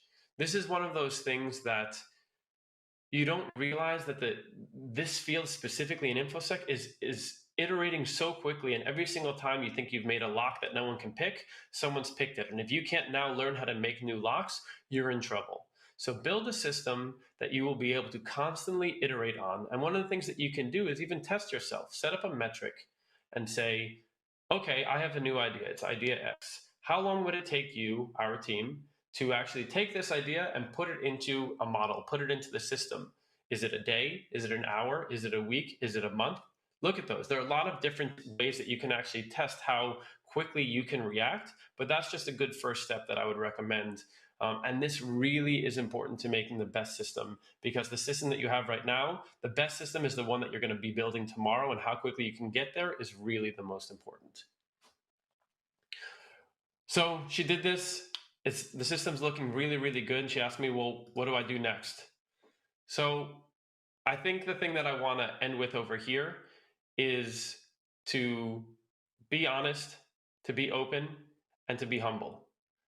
Companies know that your system isn't perfect. You should know that your system isn't perfect. Show them the roadmap, show them the progress. Realize that there's never going to be an end where you're going to say, hey, I'm done. So this is a constantly evolving system. This is a constantly evolving field. And just be open about the fact that you don't know everything. Customers really, really appreciate it.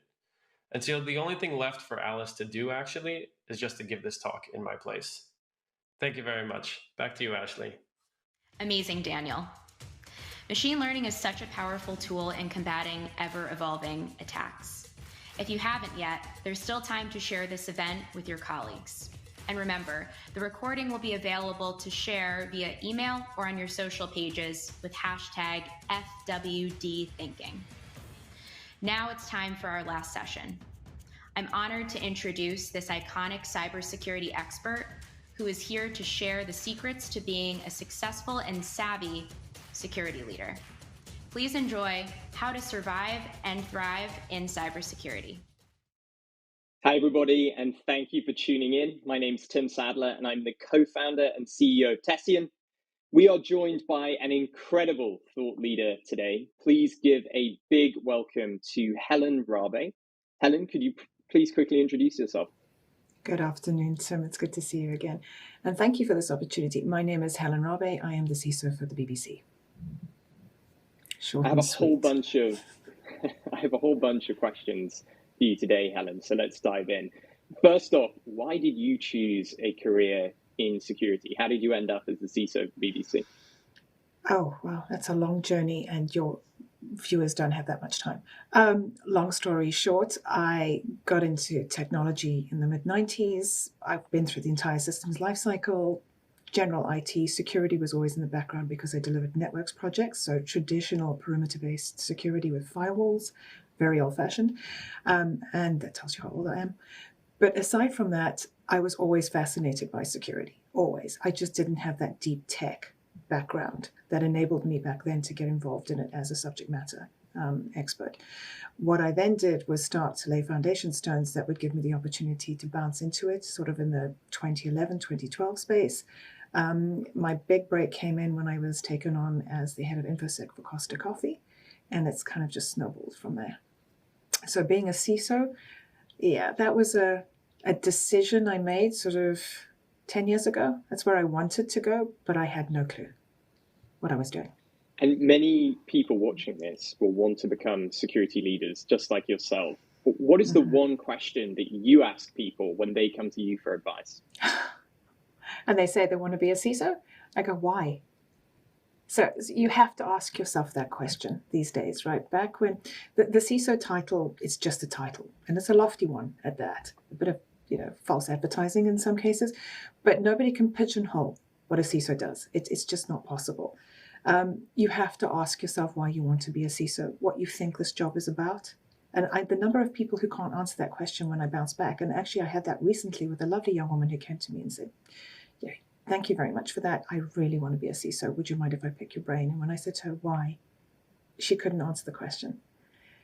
I don't know what people think it is that we do as CISOs, but speak to us, understand the nature of the job, because it isn't an easy job. It is highly stressful. And because no two roles are alike, you need to be able to be somebody who's quite flexible and adaptable. You need to know that even though the principles are the sound with regards to how we manage security and risk, the role of a CISO will never be the same from one job to another. So ask yourself Let's unpack that a little bit.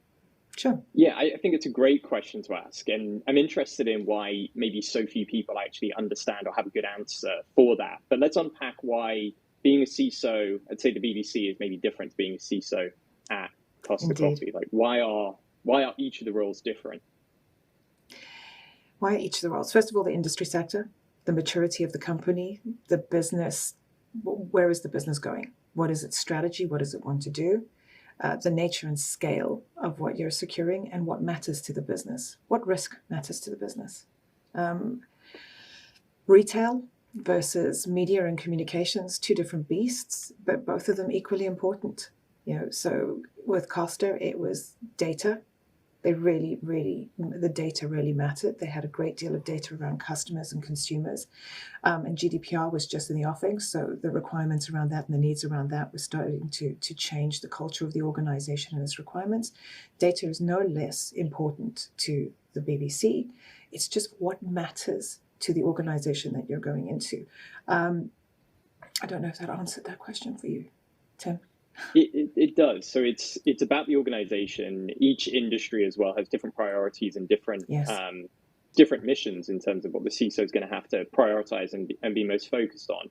When people come to you for advice, what is the right answer to that question of why do you want to be a CISO? And I'm sure you're going to say there is no one right answer, but in your mind, though, what are the traits that somebody has to have to be a really effective CISO? Like, what are the characteristics? What are the things that you think somebody has to actually possess to be successful in, first of all, getting the role and then thriving in the role?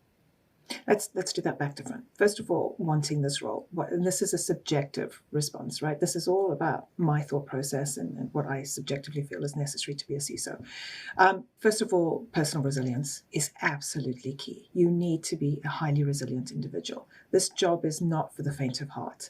And none of my peers that I talk to are in any way, shape, or form going to push back on that, I'm pretty sure. You need a high degree of personal resilience. The stress levels in this job can be pretty intense.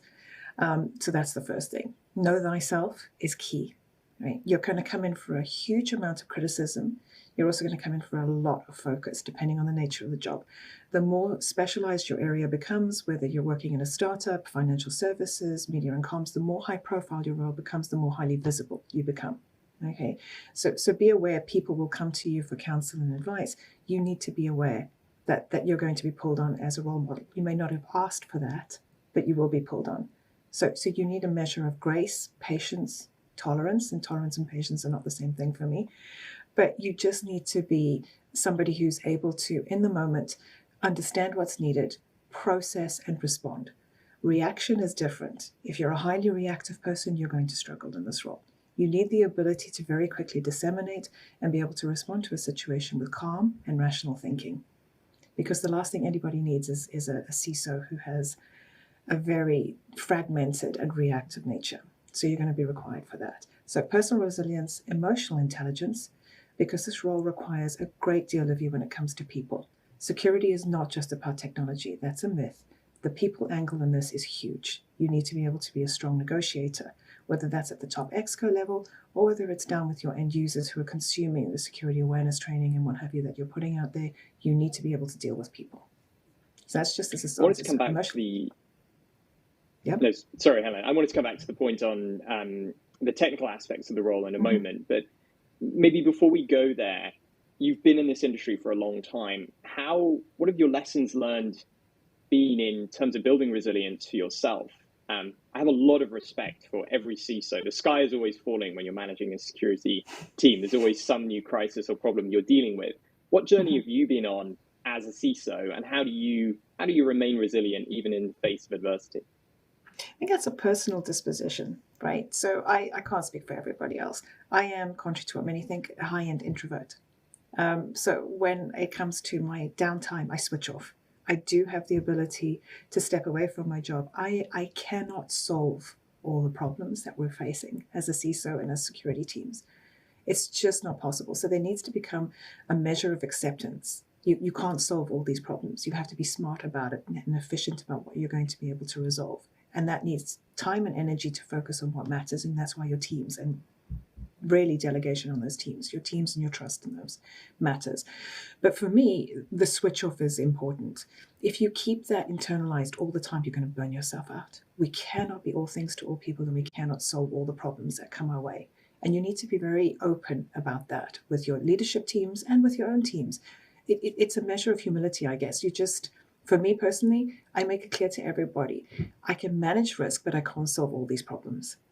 And I know that. And we know that at some point the sky will fall, all right?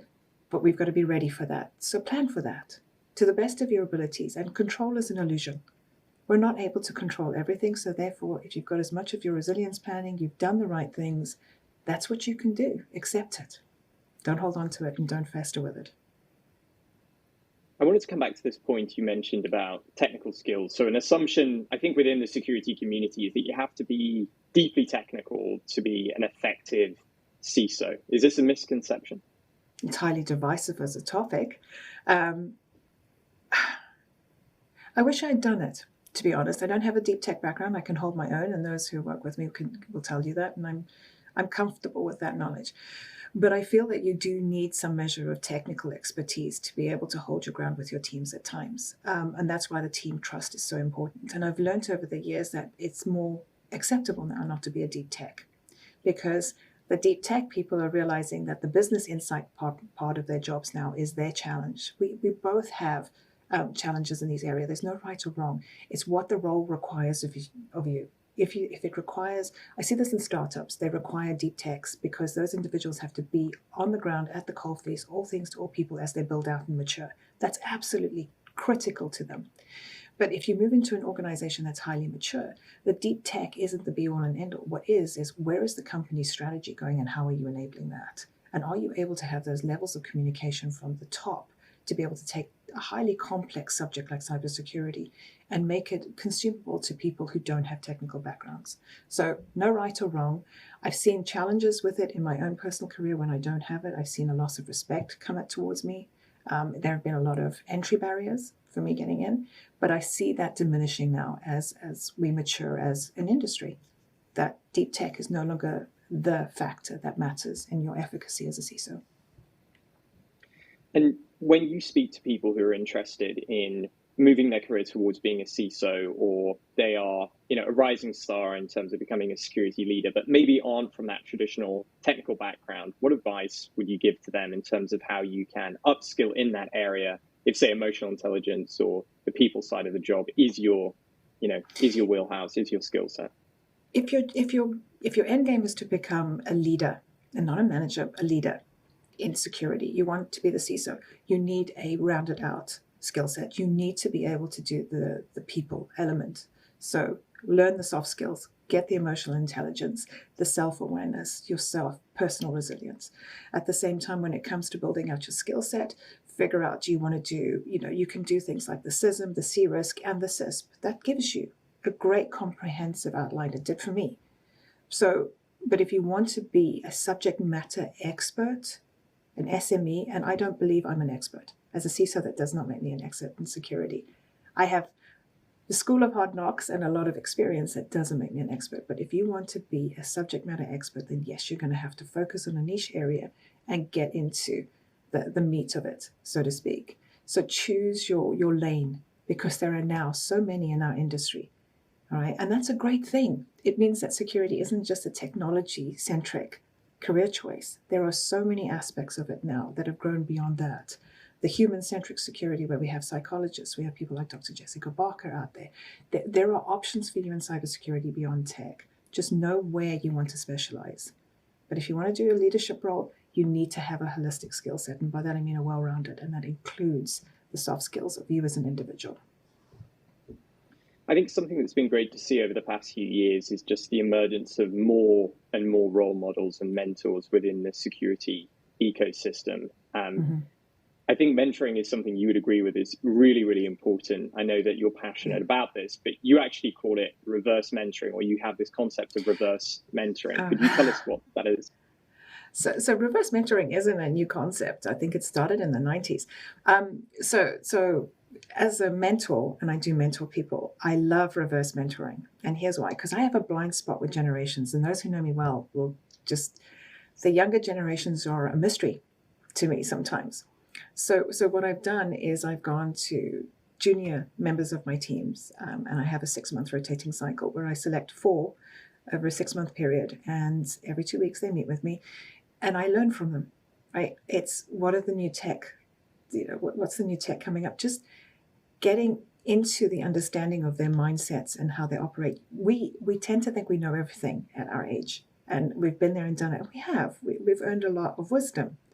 So this is a mutually beneficial relationship where they're helping me to understand what makes them tick and where my blind spots are with current managerial or leadership skills. And at the same time, I'm coaching them in situ.